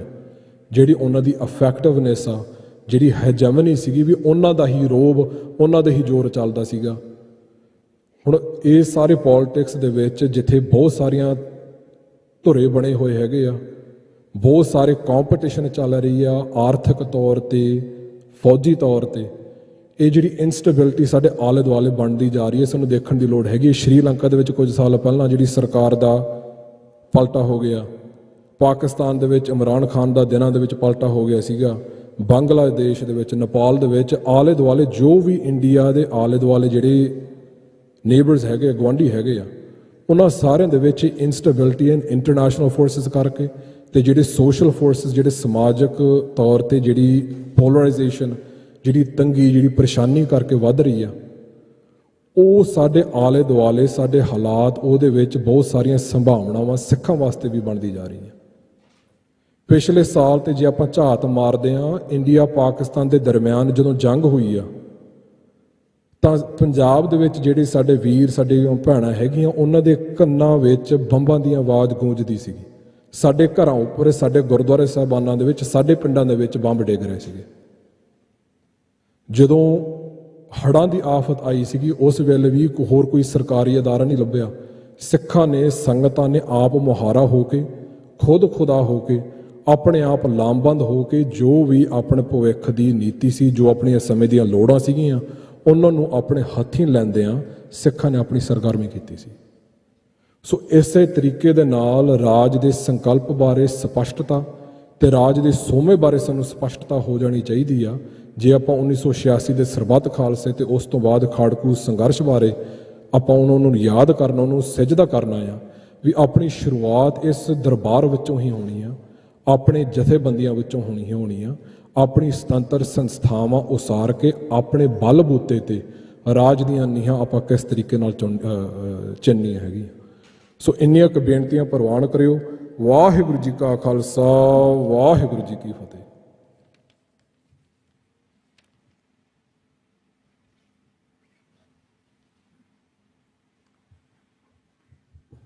ਵਾਹਿਗੁਰੂ ਜੀ ਕਾ ਖਾਲਸਾ, ਵਾਹਿਗੁਰੂ ਜੀ ਕੀ ਫਤਿਹ। ਧੰਨਵਾਦ ਹੈਗਾ ਪ੍ਰਭਜੋਤ ਸਿੰਘ ਜੀ ਹੋਰਾਂ ਦਾ, ਜਿਨ੍ਹਾਂ ਨੇ ਬੜੇ ਸੁਚੱਜੇ ਤਰੀਕੇ ਦੇ ਨਾਲ ਪੁਰਾਤਨ ਸਿੰਘਾਂ 18ਵੀਂ ਸਦੀ ਦੇ ਵਿੱਚ ਜੋ ਸਿੱਖਾਂ ਨੇ ਸੰਘਰਸ਼ ਲੜਿਆ ਹੈਗਾ, ਰਾਜ ਪ੍ਰਾਪਤ ਕੀਤੇ ਹੈਗੇ ਆ। ਅਤੇ ਜਿਹੜੀ ਆਪਾਂ 1947 ਦੇ ਵਿੱਚ ਜੋ ਆਪਾਂ ਗਲਤੀਆਂ ਸਾਡੇ ਆਗੂਆਂ ਨੇ ਕੀਤੀਆਂ ਹੈਗੀਆਂ, ਉਹਨਾਂ ਦਾ ਖਮਿਆਜ਼ਾ ਅਸੀਂ ਅੱਜ ਤੱਕ ਭੁਗਤਦੇ ਆ ਰਹੇ ਹੈਗੇ ਆ। ਅੱਜ ਜੋ ਜਿਹੜੇ ਸਾਡੇ ਹਾਲਾਤ ਨੇ ਉਹ ਉਸੇ ਕਰਕੇ ਹੈਗੇ। ਜੇ ਅਸੀਂ 47 ਦੇ ਵਿੱਚ ਆਪਣਾ ਰਾਜ ਡਟ ਕੇ ਆਪਣਾ ਹਿੱਸਾ ਲੈਂਦੇ ਤਾਂ ਅੱਜ ਆ ਕੁਝ ਸਾਨੂੰ ਵੇਖਣਾ ਨਾ ਪੈਂਦਾ। 84 ਦੇ ਘੱਲੂ ਘਾਰੇ ਦੇ ਵਿੱਚ ਜਿੰਨਾ ਸਾਡਾ ਲਹੂ ਡੁੱਲਿਆ ਹੈਗਾ, ਉਹਦੇ ਇਵਜ਼ ਦੇ ਵਿੱਚ ਜਦੋਂ ਆਪਾਂ ਦੇਖਦੇ 86 ਦਾ ਜਿਹੜਾ ਸਰਬੱਤ ਖਾਲਸਾ ਹੋਣ ਦੇ ਵਿੱਚ ਆਇਆ, ਤਾਂ ਉਹਨੇ ਇਹ ਸਮੇਂ ਦੀਆਂ ਸਰਕਾਰਾਂ ਨੂੰ ਲਲਕਾਰ ਪਾ ਕੇ ਆਖਿਆ। ਉਹਦਾ ਮਤਲਬ ਵੀ ਇਹ ਸੀਗਾ ਕਿ ਬਹਿ ਗਿਆ ਸਿੱਖਾਂ ਦਾ ਲਹੂ ਅੱਜ ਤੱਕ ਬੜਾ ਭਾਵੇਂ, ਬਹਿ ਗਿਆ ਸਿੱਖਾਂ ਦਾ ਲਹੂ ਅੱਜ ਤੱਕ ਬੜਾ ਭਾਵੇਂ, ਪਰ ਅਸੀਂ ਖੰਡੇ ਦੀ ਧਾਰ 'ਤੇ ਨੱਚਣਾ ਹਰਗਜ਼ ਬੰਦ ਨਹੀਂ ਕੀਤਾ।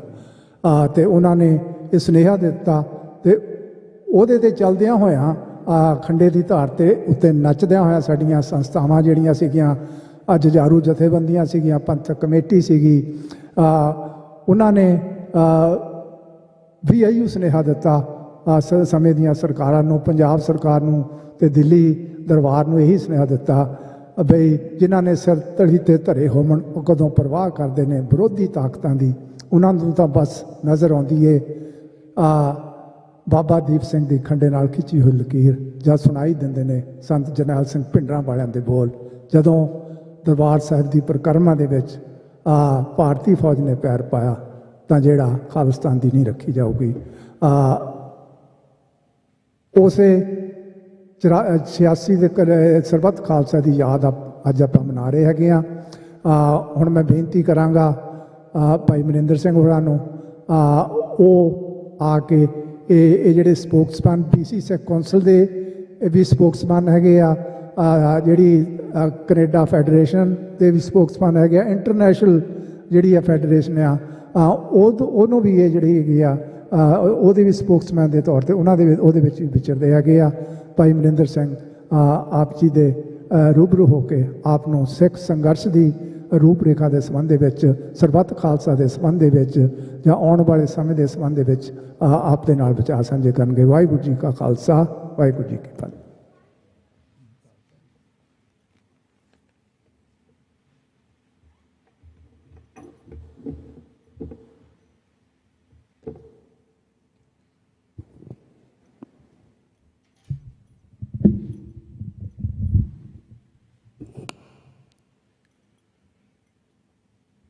ਇੱਕ ਸਿੱਖ ਦੋਏ ਸਾਧ ਸੰਗ ਪੰਜੀ ਪਰਮੇਸ਼ਵਰ ਪਰਮੇਸ਼ਵਰ ਦੇ ਰੂਪ ਦੇ ਵਿੱਚ ਜੁੜ ਬੈਠੇ ਗੁਰੂ ਪਿਆਰੇ ਖਾਲਸਾ ਜੀ ਗੁਰਫਤਿਹ ਪ੍ਰਵਾਨ ਕਰਨੀ। ਵਾਹਿਗੁਰੂ ਜੀ ਕਾ ਖਾਲਸਾ ਵਾਹਿਗੁਰੂ ਜੀ ਕੀ ਫਤਿਹ। ਜਰਮਨੀ ਦੇ ਵਿੱਚ ਜੇ ਤੁਸੀਂ ਬਰਲਿਨ ਸ਼ਹਿਰ ਨੂੰ ਜਾਓਗੇ, ਉੱਥੇ ਇੱਕ ਚੌਂਕ ਦੇ ਵਿੱਚ ਧਰਤੀ ਦੇ ਵਿੱਚ ਇੱਕ ਸ਼ੀਸ਼ਾ ਜਿਹੜਾ ਆ ਉਹ ਤੁਹਾਨੂੰ ਦਿਸੂਗਾ। ਉਸ ਸ਼ੀਸ਼ੇ ਦੇ ਵਿੱਚ ਤੁਸੀਂ ਦੇਖਣਾ ਆ, ਤੁਹਾਨੂੰ ਜ਼ਮੀਨ ਦੇ ਵਿੱਚ ਦੱਬਿਆ ਹੋਇਆ ਇੱਕ ਜਿਹੜਾ ਆ ਮੈਮੋਰੀਅਲ ਤੁਹਾਨੂੰ ਉੱਥੇ ਲੱਭਣਾ ਆ, ਯਾਦਗਾਰ ਜਿਹੜਾ ਆ। ਉਸ ਯਾਦਗਾਰ ਦੇ ਵਿੱਚ ਸਿਰਫ ਤੇ ਸਿਰਫ ਖਾਲੀ ਸ਼ੈਲਫਾਂ ਆ, ਜਿਹੜੀਆਂ ਸ਼ੈਲਫਾਂ ਤੁਹਾਨੂੰ ਇੱਕ ਲਾਇਬ੍ਰੇਰੀ 'ਚ ਮਿਲੂਗੀਆਂ। ਉਹਦਾ ਜਿਹੜਾ ਇਤਿਹਾਸ ਆ ਉਹ ਇਹ ਆ ਕਿ 1933 ਦੇ ਵਿੱਚ ਨਾਜ਼ੀ ਜਰਮਨੀ ਦੇ ਵਿੱਚ ਉਸ ਜਗ੍ਹਾ ਦੇ ਉੱਤੇ ਨਾਜ਼ੀਜ਼ ਨੇ ਤਕਰੀਬਨ 25,000 ਜਿਹੜੀਆਂ ਕਿਤਾਬਾਂ ਆ ਜੂਇਸ਼ ਲਿਖਾਰੀਆਂ ਦੀਆਂ ਉੱਥੇ ਆਣ ਕੇ ਜਾਲੀਆਂ, ਤੇ ਉਹ ਮੈਮੋਰੀਅਲ ਜਿਹੜਾ ਆ ਉਹਦੇ ਉੱਤੇ ਇੱਕ ਲਾਈਨ ਲਿਖੀ ਹੈ ਜੋ 1821 ਦੇ ਵਿੱਚ ਜਰਮਨ ਫਿਲਾਸਫਰ ਹਾਈਨਰਿਕ ਹੈਨ ਨੇ ਕਿਹਾ ਸੀ ਕਿ ਜੋ ਅੱਜ ਕਿਤਾਬਾਂ ਸਾੜ ਰਹੇ ਆ ਉਹ ਕੱਲ ਨੂੰ ਸਰੀਰਾਂ ਨੂੰ ਸਾੜਨਗੇ। ਤੇ ਵਾਕਈ 1933 ਤੋਂ ਬਾਅਦ ਜਿਹੜਾ ਦਹਾਕਾ ਚੱਲਿਆ, ਜਿਹੜੀ ਜੂਇਸ਼ ਕਿਤਾਬਾਂ ਜਿਹੜੀਆਂ ਉੱਥੇ ਸਾੜੀਆਂ ਗਈਆਂ ਸੀ, ਬਾਅਦ ਦੇ ਵਿੱਚ 6 ਮਿਲੀਅਨ ਤੋਂ ਵੱਧ ਜਿਹੜੇ ਜੂਇਸ਼ ਲੋਕ ਸੀਗੇ ਉਹਨਾਂ ਨੂੰ ਵੱਖਰੇ ਵੱਖਰੇ ਕੈਂਪਾਂ ਦੇ ਵਿੱਚ ਵੱਖਰੇ ਵੱਖਰੇ ਤਰੀਕਾਂ ਦੇ ਵਿੱਚ ਮਾਰਿਆ, ਸਾੜਿਆ, ਗੈਸ ਦੇ ਨਾਲ ਮਾਰਿਆ ਗਿਆ। ਇਹ ਸਿਰਫ ਇੱਕ ਕੌਮ ਦੀ ਗੱਲ ਨਹੀਂ ਹੈਗੀ। 1882 ਦੇ ਵਿੱਚ G.W. ਲਾਈਡਨਰ ਜਿਹੜਾ ਇੱਕ ਬ੍ਰਿਟਿਸ਼ ਹਿਸਟੋਰੀਅਨ ਹੈ, ਉਹ ਪੰਜਾਬ ਦੇ ਵਿੱਚ ਕੰਮ ਕਰ ਰਿਹਾ ਸੀ 1849 ਦੇ ਮਹਾਰਾਜਾ ਰਣਜੀਤ ਸਿੰਘ ਦੇ ਰਾਜ ਤੋਂ ਬਾਅਦ। ਉਹਨੇ ਇੱਕ ਕਿਤਾਬ ਦੇ ਵਿੱਚ ਇੱਕ ਗੱਲ ਦਾ ਜ਼ਿਕਰ ਕੀਤਾ ਕਿ ਬ੍ਰਿਟਿਸ਼ ਫਿਲਾਸਫੀ ਪਰਪਸ ਇਹ ਸੀਗਾ ਕਿ ਪਹਿਲੋਂ ਉਹ ਪਿੰਡਾਂ ਦੇ ਵਿੱਚ ਜਾ ਕੇ ਪਿੰਡ ਵਾਸੀਆਂ ਨੂੰ ਇਹ ਲਾਲਚ ਦਿੰਦੇ ਸੀਗੇ ਕਿ 6 ਆਨੇ ਦੇ ਮੁਤਾਬਕ ਅਸੀਂ ਤੁਹਾਨੂੰ ਪੰਜਾਬੀ ਕਾਇਦਾ ਜਿਹੜਾ ਉਸ ਸਮੇਂ ਦੇ ਵਿੱਚ ਗੁਰਮੁਖੀ ਤੇ ਗੁਰੂ ਗ੍ਰੰਥ ਸਾਹਿਬ ਜੀ ਦੇ ਆਧਾਰ ਦੇ ਉੱਤੇ ਲਿਖੇ ਜਾਂਦੇ ਸੀਗੇ, ਪੰਜਾਬੀ ਕਾਇਦੇ ਜਿਹੜੇ ਆ ਤੁਹਾਨੂੰ ਅਸੀਂ ਇੰਨੇ ਪੈਸੇ ਦਵਾਂਗੇ, ਸਾਨੂੰ ਕਾਇਦੇ ਦਿਓ। ਉਸ ਸਮੇਂ ਦੇ ਵਿੱਚ 6 ਆਨੇ ਮਿਲਦੇ ਸੀਗੇ ਕਿਤਾਬ ਪੰਜਾਬੀ ਕਾਇਦੇ ਦੇ ਲਈ, 3 ਮਿਲਦੇ ਸੀਗੇ ਹਥਿਆਰ ਦੇ ਲਈ, ਤੇ ਜੋ ਲੋਕ ਸੀਗੇ ਉਹ ਦੇਣਾ ਪਿਆ ਉਹਨਾਂ ਨੂੰ, ਤੇ ਉਹਨਾਂ ਨੇ ਪਿੰਡਾਂ ਦੇ ਵਿੱਚ ਉਹ ਸਾੜਨੇ ਉਹ ਪੰਜਾਬੀ ਕਾਇਦੇ ਜਿਹੜੇ ਸੀਗੇ। ਤੇ ਉਸ ਸਮੇਂ ਦੇ ਵਿੱਚ ਵੀ ਜੇ ਅਕਾਲੀ ਫੌਜ ਸੀਗੀ ਨਿਹੰਗਾਂ ਦੀ, ਉਹਨਾਂ ਦਾ ਸ਼ਿਕਾਰ ਖੇਡਿਆ ਗਿਆ। ਹੁਣ ਉਹ ਜਿਹੜੇ ਕਾਇਦੇ ਸੀਗੇ ਇਹ ਇੱਕ ਕਲੋਨੀਅਲ ਇੱਕ ਸਿਸਟਮ ਆ ਕਿ ਤੁਸੀਂ ਇੱਕ ਕੌਮ ਨੂੰ ਇੰਨੇ ਭੁਲੇਖੇ ਦੇ ਵਿੱਚ ਪਾ ਦਿਓ ਕਿ ਉਹ ਕੁਝ ਸਮੇਂ ਦੇ ਵਿੱਚ ਇਹ ਵੀ ਨਾ ਜਾਣਨ ਕਿ ਉਹ ਹੈ ਕੌਣ। ਤੇ ਇਹ ਬੇਸਿਕ ਕਲੋਨੀਅਲਿਜ਼ਮ ਦੀ ਇੱਕ ਆਧਾਰ ਹੁੰਦੀ ਹੈ। ਜੋ ਤੁਸੀਂ ਧਰਤੀ ਤੇ ਅੱਜ ਅਸੀਂ ਸਾਰੇ ਖੜੇ ਆ, ਜਿਨ੍ਹਾਂ ਨੂੰ ਅਸੀਂ ਐਬਰੀਜਨਲਸ ਇੰਡੀਜਨਸ ਲੋਕ ਇੱਥੇ ਧਰਤੀ ਤੇ ਮੰਨਦੇ ਆ, ਉਹਨਾਂ ਦੇ ਨਾਲ ਵੀ ਇਹੀ ਹੋਇਆ। ਉਹਨਾਂ ਦੇ ਨਾਲ ਇਹ ਹੋਇਆ ਕਿ ਕੈਪਟਨ ਰਿਚਰਡ ਪ੍ਰਾਟ ਜਿਹੜਾ ਆ US ਦੇ ਵਿੱਚ, ਉਹਨੇ ਇੱਕ ਲਾਈਨ ਕੋਇਨ ਕੀਤੀ ਸੀਗੀ, ਕਿਲ ਦਾ ਇੰਡੀਅਨ ਸੇਵ ਦਾ ਮੈਨ, ਕਿ ਇਹ ਜਿਹੜਾ ਮਨੁੱਖ ਆ ਇਹਦਾ ਸਰੀਰ ਬਚਾ ਲਓ ਤੇ ਇਹਦੇ ਵਿੱਚ ਜਿੰਨਾ ਵੀ ਸੋ ਕਾਲ ਉਹ ਇੰਡੀਅਨ ਕਹਿੰਦੇ ਸੀ ਇੰਡੀਅਨਨੈਸ ਆ ਉਹ ਨਿਚੋੜ ਦਿਓ। ਇਹਦੀ ਸੱਭਿਆਚਾਰ, ਇਹਦੀ ਬੋਲੀ, ਇਹਦੀ ਰੂਪ ਰੇਖਾ, ਇਹਦੇ ਕੱਪੜੇ, ਸਭ ਕੁਝ ਇਹਦਾ ਜਿਹੜਾ ਧਰਮ ਫਿਨਿਸ਼ ਕਰ ਦਿਓ ਤੇ ਜਿਹੜਾ ਸਰੀਰ ਹੈ ਉਹਨੂੰ ਕ੍ਰਿਸਚਨਾਈਜ਼ ਕਰਕੇ ਦੁਨੀਆ 'ਚ ਪੇਸ਼ ਕਰ ਦਿਓ। ਕੁਝ ਇਹੋ ਜਿਹਾ ਪ੍ਰੋਸੈਸ ਜਿਹੜਾ ਆ ਸਿੱਖਾਂ ਦੇ ਨਾਲ 1849 ਤੋਂ ਬਾਅਦ ਸ਼ੁਰੂ ਹੋਇਆ, ਤੇ ਜਿਹੜਾ ਉਹ ਗੋਰਾ ਇੱਥੋਂ ਚਲੇ ਗਿਆ ਤੇ ਜੋ ਇੱਥੇ ਢਾਡੀ ਸਿੰਘ ਇੱਕ ਸ਼ਬਦ ਵਰਤ ਕੇ ਗਏ ਕਿ ਕਾਲੇ ਗੋਰੇ ਨੇ ਮੁੜ ਕੇ ਉਹਨੂੰ ਸਾਂਭ ਲਿਆ। ਬ੍ਰਾਹਮਣ ਤੇ ਵਿਪਰ ਸਟੇਟ ਦੇ ਥੱਲੇ ਜੋ 500 ਸਾਲ ਦਾ ਵੈਰ ਸਿੱਖਾਂ ਦਾ ਚੱਲ ਰਿਹਾ ਆ, ਜੇ ਅੱਜ ਦੇ ਸਮੇਂ ਦੇ ਵਿੱਚ ਉਹਨੂੰ ਦੇਖਣਾ ਆ ਕਿ ਉਹ ਪ੍ਰੋਸੈਸ ਕੀ ਆ, ਸੱਭਿਆਚਾਰ, ਬੋਲੀ ਤੇ ਗੁਰੂ ਗ੍ਰੰਥ ਸਾਹਿਬ ਜੀ ਤੋਂ ਸਿੱਖ ਨੂੰ ਤੋੜਨਾ, ਇਹ ਚੀਜ਼ਾਂ ਤੋਂ ਸਿੱਖ ਟੁੱਟ ਜਾਵੇ ਤੇ ਉਹਦਾ ਸੰਘਰਸ਼ ਵੀ ਜਿਹੜਾ ਹੈ ਉਹ ਖੋਖਲਾ ਖਾਲੀ ਜਿਹਾ ਰਹਿ ਜਾਂਦਾ ਹੈ। ਅਲਟੀਮੇਟ ਸਟੇਟ ਤਾਂ ਉਹ ਇਹ ਚਾਹੁੰਦੇ ਆ ਕਿ ਅਸਿਮੀਲੇਸ਼ਨ, ਅਨਾਇਲੇਸ਼ਨ ਉਹਦੇ ਕੰਮ ਨਹੀਂ ਆਇਆ। ਸਰੀਰਕ ਤੌਰ ਤੇ ਬਰਿਆਂ ਨੇ ਮਾਰ ਕੇ ਦੇਖ ਲਏ, ਪਰ ਜਿਹੜੀ ਅਸਿਮੀਲੇਸ਼ਨ ਪ੍ਰੋਸੈਸ ਆ ਕਿ ਇੰਨਾ ਜਿਹੜੀ ਦੁਬਦਬਾ ਪੈਦਾ ਕਰ ਦੋ ਕਿ ਸਿੱਖਾਂ ਨੂੰ ਆਪ ਹੀ ਨਾ ਪਤਾ ਲੱਗੇ ਕਿ ਉਹਨਾਂ ਲਈ ਕੀ ਚੀਜ਼ ਜ਼ਰੂਰੀ ਹੈ ਕੀ ਨਹੀਂ। ਸਿੱਖਾਂ ਨੂੰ ਇਹ ਵੀ ਨਾ ਪਤਾ ਲੱਗੇ ਕਿ ਅਸੀਂ ਕੇਸਾਧਾਰੀ ਹਿੰਦੂ ਹੀ ਬਣ ਗਏ ਆ। ਇਹ ਸਭ ਕੁਝ ਜਿਹੜਾ ਹੈ ਉਹ ਪ੍ਰੋਸੈਸ ਉਹਨਾਂ ਨੇ ਚਾਹੀਏ। ਇਹਦੇ ਵਿੱਚ ਇੱਕ ਆਧਾਰ ਦਾ ਕਿ ਮੈਂ 3 ਥਾਂ ਤੇ ਆਪਣੀ ਗੱਲ ਰੱਖਣੀ ਆ। ਪਰ ਇੱਕ ਆਧਾਰ ਜ਼ਰੂਰ ਮੈਂ ਇੱਥੇ ਕਹਿਣਾ ਚਾਹੁੰਦਾ ਹਾਂ ਕਿ ਅਸੀਂ ਇਹਨੂੰ ਕਿੱਦਾਂ ਦੇਖ ਸਕਦੇ ਹਾਂ। 15 ਸਾਲ ਪਹਿਲਾਂ ਜਦੋਂ ਗੁਰੂ ਗ੍ਰੰਥ ਸਾਹਿਬ ਜੀ ਮਹਾਰਾਜ ਦੀ ਕੋਈ ਬੇਅਦਬੀ ਹੁੰਦੀ ਸੀ ਪੰਜਾਬ ਦੇ ਵਿੱਚ, ਤੇ ਬਾਹਰਲੇ ਸਿੱਖਾਂ ਤੋਂ ਲੈ ਕੇ ਪੰਜਾਬ ਦੇ ਸਿੱਖ ਜਿਹੜੇ ਸੀਗੇ, ਉਹ ਇਹਦਾ ਜਿਹੜਾ ਸਰੀਰ ਸਾਡਾ ਪਾੜਿਆ ਹੁੰਦਾ ਸੀਗਾ, ਅਸੀਂ ਉਹ ਮਹਿਸੂਸ ਕਰਦੇ ਸੀ। 15 ਸਾਲ ਲਗਾਤਾਰ ਬੇਅਦਬੀਆਂ ਹੋ ਰਹੀਆਂ ਆ। ਪਿਛਲੇ ਹਫਤੇ ਵੀ ਹੋਈ, ਉਸ ਤੋਂ ਪਹਿਲੇ ਹਫਤੇ ਵੀ ਹੋਈ। ਹੌਲੀ ਹੌਲੀ ਸਿੱਖ ਆਪ ਹੀ ਇਹ ਗੱਲ ਕਹਿਣ ਆਪੇ, ਜਦੋਂ ਤੁਸੀਂ ਇੱਕ ਦੂਜੇ ਨਾਲ ਗੱਲ ਕਰਦੇ ਆ ਕਿ ਯਾਰ ਇਹ ਤਾਂ ਰੋਜ਼ ਦੀ ਗੱਲ ਆ। ਜੇ ਬੇਅਦਬੀ ਰੋਜ਼ ਦੀ ਗੱਲ ਬਣ ਗਈ ਫਿਰ ਅਸੀਂ ਸਿੱਖ ਕਾਹਦੇ ਰਹੇ? ਮੈਂ ਵੀ ਇਹਦੇ ਵਿੱਚ ਹੀ ਆਉਂਦਾ। ਪਰ ਉਹਨਾਂ ਨੇ ਇੱਕ ਚੀਜ਼ ਨੂੰ ਇੰਨਾ ਨੋਰਮਲਾਈਜ਼ ਕਰ ਦਿੱਤਾ ਸਿੱਖਾਂ ਦੇ ਵਿੱਚ, ਜਿਹੜੀ ਸਭ ਤੋਂ ਉੱਤਮ ਚੀਜ਼ ਸਿੱਖ ਦੀ ਜ਼ਿੰਦਗੀ ਦੇ ਵਿੱਚ ਹੈ, ਜੋ ਗੁਰੂ ਗ੍ਰੰਥ ਸਾਹਿਬ ਜੀ ਮਹਾਰਾਜ ਨਾਲ ਸਾਡਾ ਰਿਸ਼ਤਾ ਆ, ਉਹਨੂੰ ਵੀ ਉਹਨਾਂ ਨੇ ਇੰਨਾ ਥੱਲੇ ਲੈ ਆਂਦਾ ਕਿ ਸਿੱਖ ਦੇ ਮੂੰਹੋਂ ਇਹ ਗੱਲ ਨਿਕਲ ਰਹੀ ਆ ਕਿ ਚਲੋ ਇਹ ਤਾਂ ਰੋਜ਼ ਦੀ ਗੱਲ ਆ। ਇਹਦਾ ਮਤਲਬ ਉਹ ਕੁਝ ਹੱਦ ਤੱਕ ਇੱਕ ਸਕਸੈਸ ਪਾ ਰਹੇ ਆ ਕਿ ਸਿੱਖਾਂ ਦੇ ਵਿੱਚ ਇਹ ਮਿਲਾਵਟਾਂ ਪਾਉਣੀਆਂ। ਮੈਂ ਆਪਣੀ ਗੱਲ ਜਿਹੜੀ ਆ ਸਿਰਫ 3 ਥਾਵਾਂ ਤੇ ਆਪ ਚੀਜ਼ ਨਾਲ ਕਰਨਾ ਚਾਹੁੰਦਾ ਆ। ਪਹਿਲਾ ਇਹ ਆ ਕਿ ਜੇ ਅਸੀਂ ਸਰਬੱਤ ਖਾਲਸੇ ਦੀ ਆਪਾਂ ਇੱਥੇ ਗੱਲ ਕਰ ਰਹੇ ਆ, 1986 ਦੇ ਸਰਬੱਤ ਖਾਲਸੇ ਦੀ, ਤੇ ਉਹ ਸਰਬੱਤ ਖਾਲਸਾ ਜਿਹੜਾ ਆ, ਉਹ ਜੋ ਸਾਡੇ 18ਵੀਂ ਸਦੀ ਦੇ ਸਰਬੱਤ ਖਾਲਸੇ ਨੇ, ਉਹਨਾਂ ਦੇ ਨਾਲ ਇਹਨਾਂ ਦਾ ਕੀ ਮੇਲ ਆ, ਤੇ ਸਾਡੇ ਭਵਿੱਖ ਦੇ ਵਿੱਚ ਫਿਰ ਇਹ ਜਿਹੜਾ ਸਰਬੱਤ ਖਾਲਸਾ ਆ ਕੀ ਮਾਇਨਾ ਰੱਖਦਾ ਆ। ਦੂਜੀ ਗੱਲ ਐਲਾਨ ਦੀ।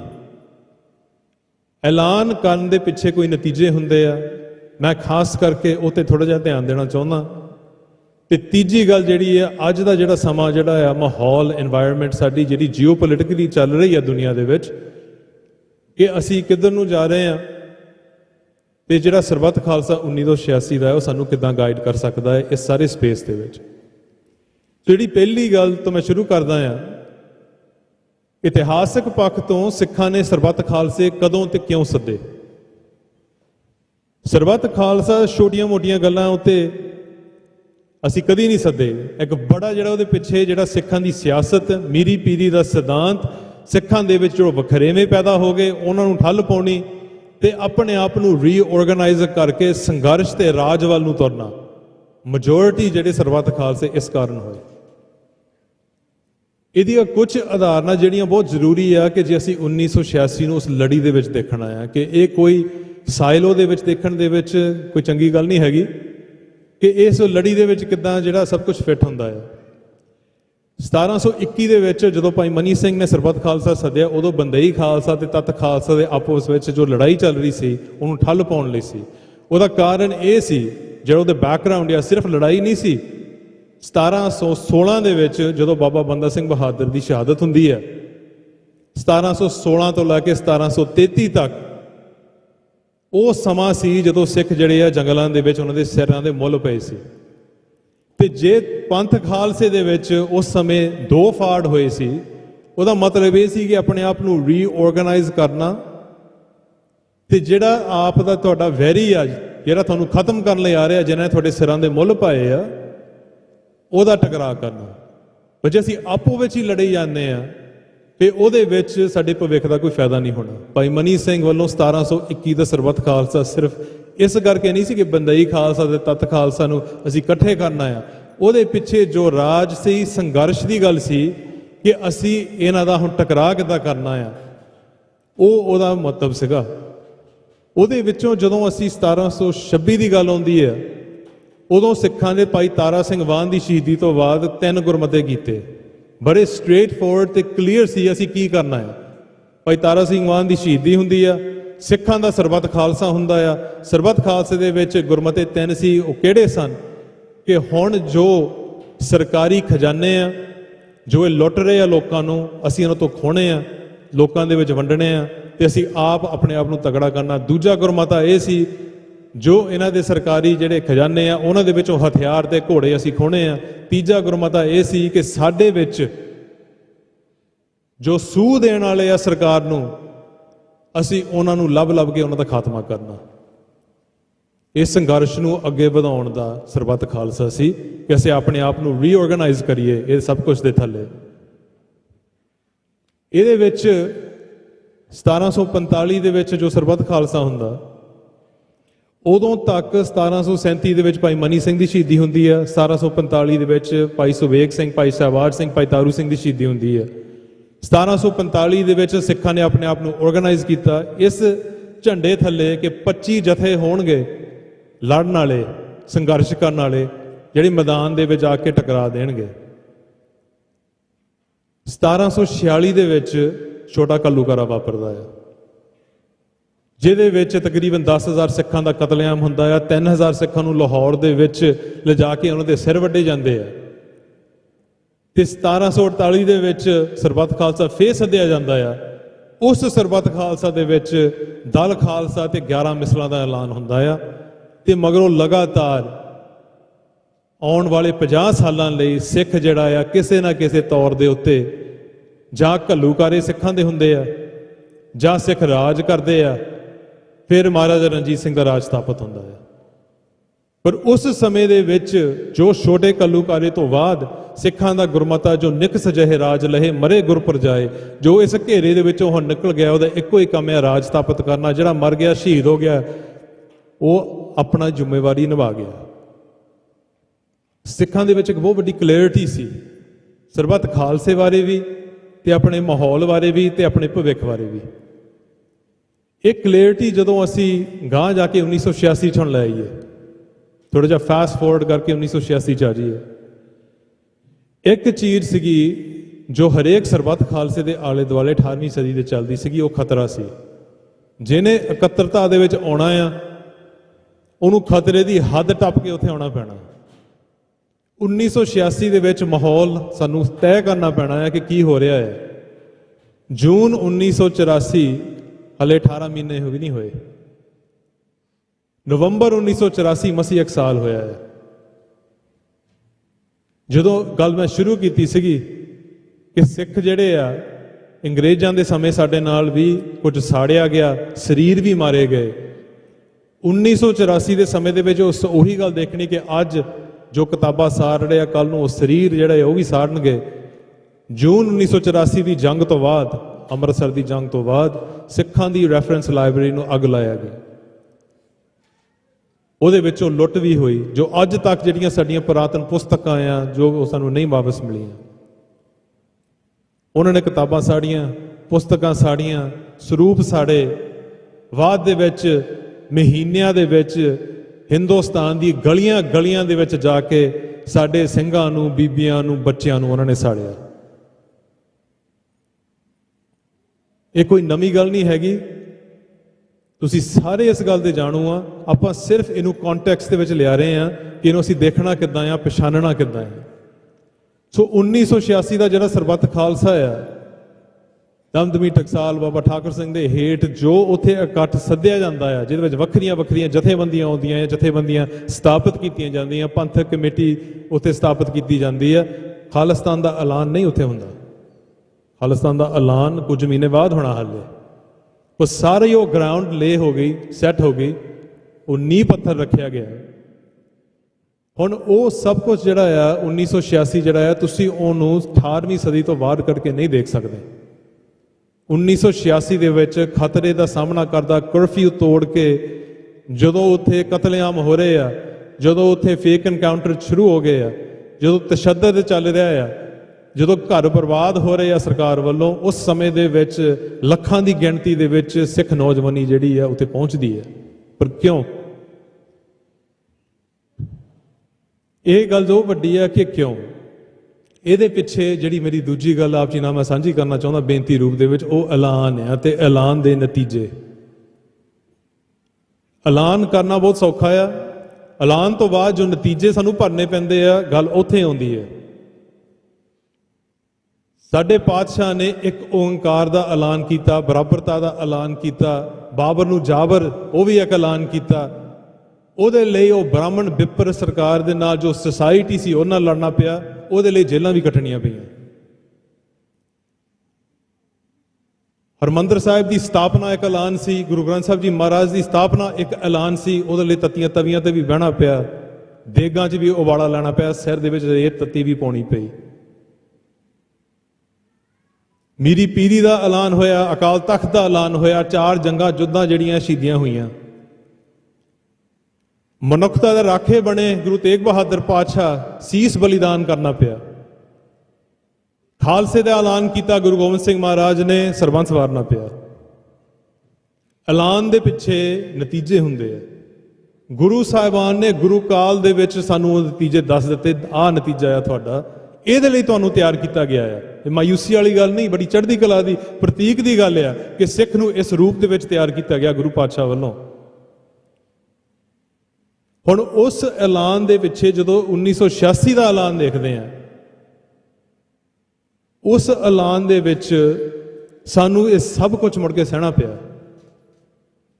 ਤੇ ਜਦੋਂ ਅਸੀਂ ਕਿਹਾ ਕਿ ਕਿਉਂ ਇਕੱਤਰਤਾ ਹੋਈ, ਕਰਕੇ ਸਿੱਖਾਂ ਨੂੰ ਗੁਰੂ ਨਾਨਕ ਪਾਤਸ਼ਾਹ ਤੋਂ ਲੈ ਕੇ ਜਿੰਨੇ ਵੀ ਐਲਾਨ ਸਿੱਖਾਂ ਨੇ ਕੀਤੇ ਆ, ਉਹ ਸਿੱਖ ਇਤਿਹਾਸ ਦੇ ਵਿੱਚ ਉਹੀ ਕਹਾਣੀਆਂ ਆ ਜਿਹੜੀਆਂ ਅਸੀਂ ਆਪਣੇ ਬੱਚਿਆਂ ਨੂੰ ਸੌਣ ਦੇ ਵੇਲੇ ਸੁਣਾਉਂਦੇ ਆ। ਜਦੋਂ ਅਸੀਂ ਭਾਈ ਤਾਰੂ ਸਿੰਘ ਦੀ ਸਾਖੀ ਸੁਣਾਉਂਦੇ ਆ, ਭਾਈ ਤਾਰੂ ਸਿੰਘ ਦੀ ਸਾਖੀ ਦੇ ਵਿੱਚ ਜੋ ਸਿੱਖਾਂ ਨੇ ਗੁਰਮਤਾ ਕੀਤਾ, ਜੋ ਪੰਥ ਪ੍ਰਕਾਸ਼ ਦੇ ਵਿੱਚ ਦਰਜ ਆ, ਉਹ ਇਸ ਸਿੱਖੀ ਸਾਥ ਨਿਭਾਈ ਸਾਥ। ਇਹ ਸਾਖੀ ਜਿਹੜੀ ਆ ਬੜੀ ਵਾਰ ਸੁਣਾਉਣ ਦਾ ਮੌਕਾ ਮਿਲਿਆ ਆ, ਬਸ ਸਿੱਖੀ ਸਾਥ ਨਿਭਾਈ ਸਾਥ। ਅਰਦਾਸ ਇਹ ਨਹੀਂ ਸੀ ਪੰਥ ਵੱਲੋਂ ਕਿ ਇਹਨੂੰ ਹੁਣ ਬਚਾਇਆ ਜਾਵੇ, ਮਹਾਰਾਜ ਤੇ ਕਿਰਪਾ ਇਹ ਸੀਗੀ ਹੁਣ ਸਿੱਖੀ ਕੇਸਾ ਸਵਾਸਾਂ ਸੰਗ ਨਿਭ ਜਵੇ ਇਹਦੀ। ਤੇ ਇਹੀ ਜਿਹੜੀ ਆ ਇਹ ਸਿੱਖ ਦੀ ਅਰਦਾਸ ਆ। ਜਦੋਂ ਅਰਦਾਸ ਦੇ ਵਿੱਚ ਇਹ ਗੱਲ ਆਉਂਦੀ ਹੈ, ਜਿਨ੍ਹਾਂ ਸਿੰਘਾਂ ਸਿੰਘਣੀਆਂ ਨੇ ਧਰਮ ਹੇਤ ਸੀਸ ਦਿੱਤੇ, ਵੰਦ ਕਟਾਏ, ਖੋਪੜੀਆਂ ਲਹਾਈਆਂ, ਚੜਖੜੀਆਂ ਤੇ ਚੜੇ, ਆਰਿਆਂ ਨਾਲ ਚਰਾਏ ਗਏ, ਗੁਰਦੁਆਰਿਆਂ ਦੀ ਸੇਵਾ ਸੰਭਾਲ ਲਈ ਕੁਰਬਾਨੀਆਂ ਕੀਤੀਆਂ, ਫਿਜ਼ੀਕਲ ਰੂਪ ਦੇ ਵਿੱਚ ਸਭ ਕੁਝ ਗਿਣ ਦਿੱਤਾ।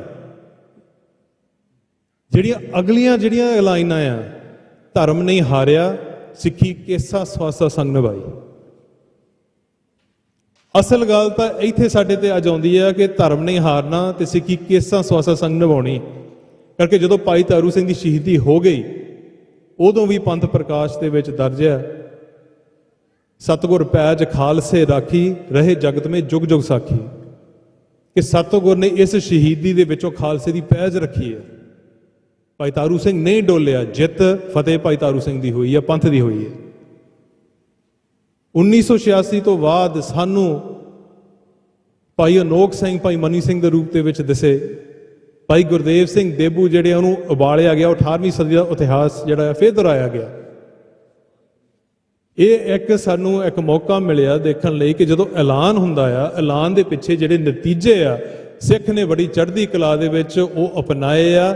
ਗੁਰੂ ਨਾਨਕ ਪਾਤਸ਼ਾਹ ਤੋਂ ਲੈ ਕੇ 18ਵੀਂ ਸਦੀ ਤੋਂ ਲੈ ਕੇ ਅੰਗਰੇਜ਼ਾਂ ਦੇ ਵੇਲੇ ਤੋਂ ਲੈ ਕੇ ਅੱਜ ਦੇ ਸਮੇਂ ਤੱਕ, ਭਾਈ ਹਰਦੀਪ ਸਿੰਘ ਨਿੱਜਰ, ਭਾਈ ਅਵਤਾਰ ਸਿੰਘ ਖੰਡੇ ਤੱਕ ਅਸੀਂ ਉਹਨਾਂ ਨੂੰ ਅਪਣਾਇਆ ਆ ਕਿ ਜਿੱਥੇ ਸਿੱਖ ਨੇ ਐਲਾਨ ਕਰਨਾ ਆ, ਜਿੱਥੇ ਸਿੱਖਾਂ ਨੇ ਇਕੱਤਰਤਾ ਕਰਨੀ ਆ, ਜਿੱਥੇ ਸਿੱਖਾਂ ਨੇ ਆਪਣੇ ਖਾਲਿਸਤਾਨ ਦੀ ਗੱਲ ਕਰਨੀ ਆ, ਉੱਥੇ ਖਤਰਾ ਤਾਂ ਹੋਊਗਾ। ਜੇ ਖਤਰਾ ਨਹੀਂ ਹੈਗਾ, ਇਹਦਾ ਮਤਲਬ ਅਸੀਂ ਕੁਝ ਗਲਤ ਕਰ ਰਹੇ ਹਾਂ। ਨਹੀਂ ਤਾਂ ਜਿਹੜੀ ਅਸੀਂ ਆਪਣੇ ਬੋਲ ਵਾਲਿਆਂ ਦੇ ਵਿੱਚ ਵੀ ਗੱਲਾਂ ਕਰਦੇ ਆ ਕਿ ਬਾਗੀ ਜਾਂ ਬਾਦਸ਼ਾਹ, ਬਾਗੀ ਦਾ ਤਾਂ ਮਤਲਬ ਹੀ ਹੈ ਕਿ ਖਤਰਾ ਹੋਊਗਾ। ਜੇ ਖਤਰਾ ਨਾ ਹੋਵੇ ਤੇ ਸਿੱਖ ਜਿਹੜਾ ਆ ਉਹ ਫਿਰ ਕੀ ਕਰ ਰਿਹਾ ਆ? ਜਦੋਂ ਅਸੀਂ ਕਿਸੇ ਦੇ ਫਰੇਮਵਰਕ ਦੇ ਵਿੱਚ ਰਹਿ ਕੇ, ਕਾਨੂੰਨ ਦੇ ਵਿੱਚ ਰਹਿ ਕੇ ਅਸੀਂ ਸਭ ਕੁਝ ਕਰਨਾ ਆ, ਉਹਦੇ ਨਤੀਜੇ ਤੁਸੀਂ ਦੇਖ ਹਟੇ ਆ, ਪਿਛਲੇ 20 ਸਾਲਾਂ 'ਚ ਦੇਖ ਹਟੇ ਆ। ਕਦੀ ਅਸੀਂ ਆਪਣੇ ਆਪ ਨੂੰ ਇਹ ਸਵਾਲ ਪੁੱਛਿਆ, ਕਦੀ ਪੰਜਾਬ ਦੇ ਪਾਣੀ ਦੀ ਕੀਮਤ ਅੱਜ ਦੇ ਸਮੇਂ ਦੇ ਵਿੱਚ ਸਿੱਖ ਨੌਜਵਾਨੀ ਦਾ ਖੂਨ ਕਿਉਂ ਬਣ ਗਈ ਹੈ?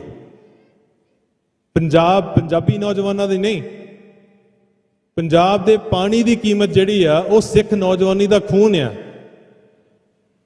ਜਿੰਨੇ ਵੀ ਪੰਜਾਬ ਦੇ ਸੰਘਰਸ਼ ਹੁੰਦੇ ਆ, ਪੰਜਾਬ ਦੀ ਬੋਲੀ ਦੀ ਗੱਲ ਆ ਜਾਵੇ, ਪੰਜਾਬ ਦੇ ਸੱਭਿਆਚਾਰ ਦੀ ਗੱਲ ਆ ਜਾਵੇ, ਪਾਣੀਆਂ ਦੀ ਗੱਲ ਆ ਜਾਵੇ, ਧਰਤੀ ਦੀ ਗੱਲ ਆ ਜਾਵੇ, ਖੇਤੀਬਾੜੀ ਤੇ ਆਰਥਿਕ ਭਵਿੱਖ ਦੀ ਉਹ ਗੱਲ ਆ ਜਾਵੇ, ਸਿੱਖ ਮੋਹਰੇ ਹੁੰਦੇ ਆ ਗੋਲੀਆਂ ਲਈ, ਸਿੱਖ ਮੋਹਰੇ ਹੁੰਦੇ ਆ ਤਸ਼ੱਦਦ ਲਈ, ਸਿੱਖ ਮੋਹਰੇ ਹੁੰਦੇ ਆ ਜੇਲ੍ਹਾਂ ਕੈਦਾਂ ਦੇ ਲਈ, ਤੇ ਬਾਕੀ ਕਿੱਥੇ ਨੇ? ਜਦੋਂ ਪੰਜਾਬ ਵਸਦਾ ਹੀ ਗੁਰਾਂ ਦੇ ਨਾਂ ਦੇ ਉੱਤੇ ਆ, ਇਹ ਗੱਲ ਸਪਸ਼ਟ ਹੋਣੀ ਚਾਹੀਦੀ ਹੈ ਕਿ ਜ਼ਿੰਮੇਵਾਰੀ ਸਾਡੀ ਜਿਹੜੀ ਅਸੀਂ ਸਮਝਦੇ ਆ ਪੰਜਾਬ ਨੂੰ, ਉਹ ਪੰਜਾਬ ਦੇ ਹੋਰ ਜਿਹੜੇ ਭਾਈਚਾਰੇ ਉਹ ਨਹੀਂ ਸਮਝਦੇ। ਇਹ ਕੋਈ ਵੰਡੀਆਂ ਪਾਉਣ ਵਾਲੀ ਗੱਲ ਨਹੀਂ, ਤੁਹਾਡੇ ਮੋਹਰੇ ਸੱਚਾਈ ਆ।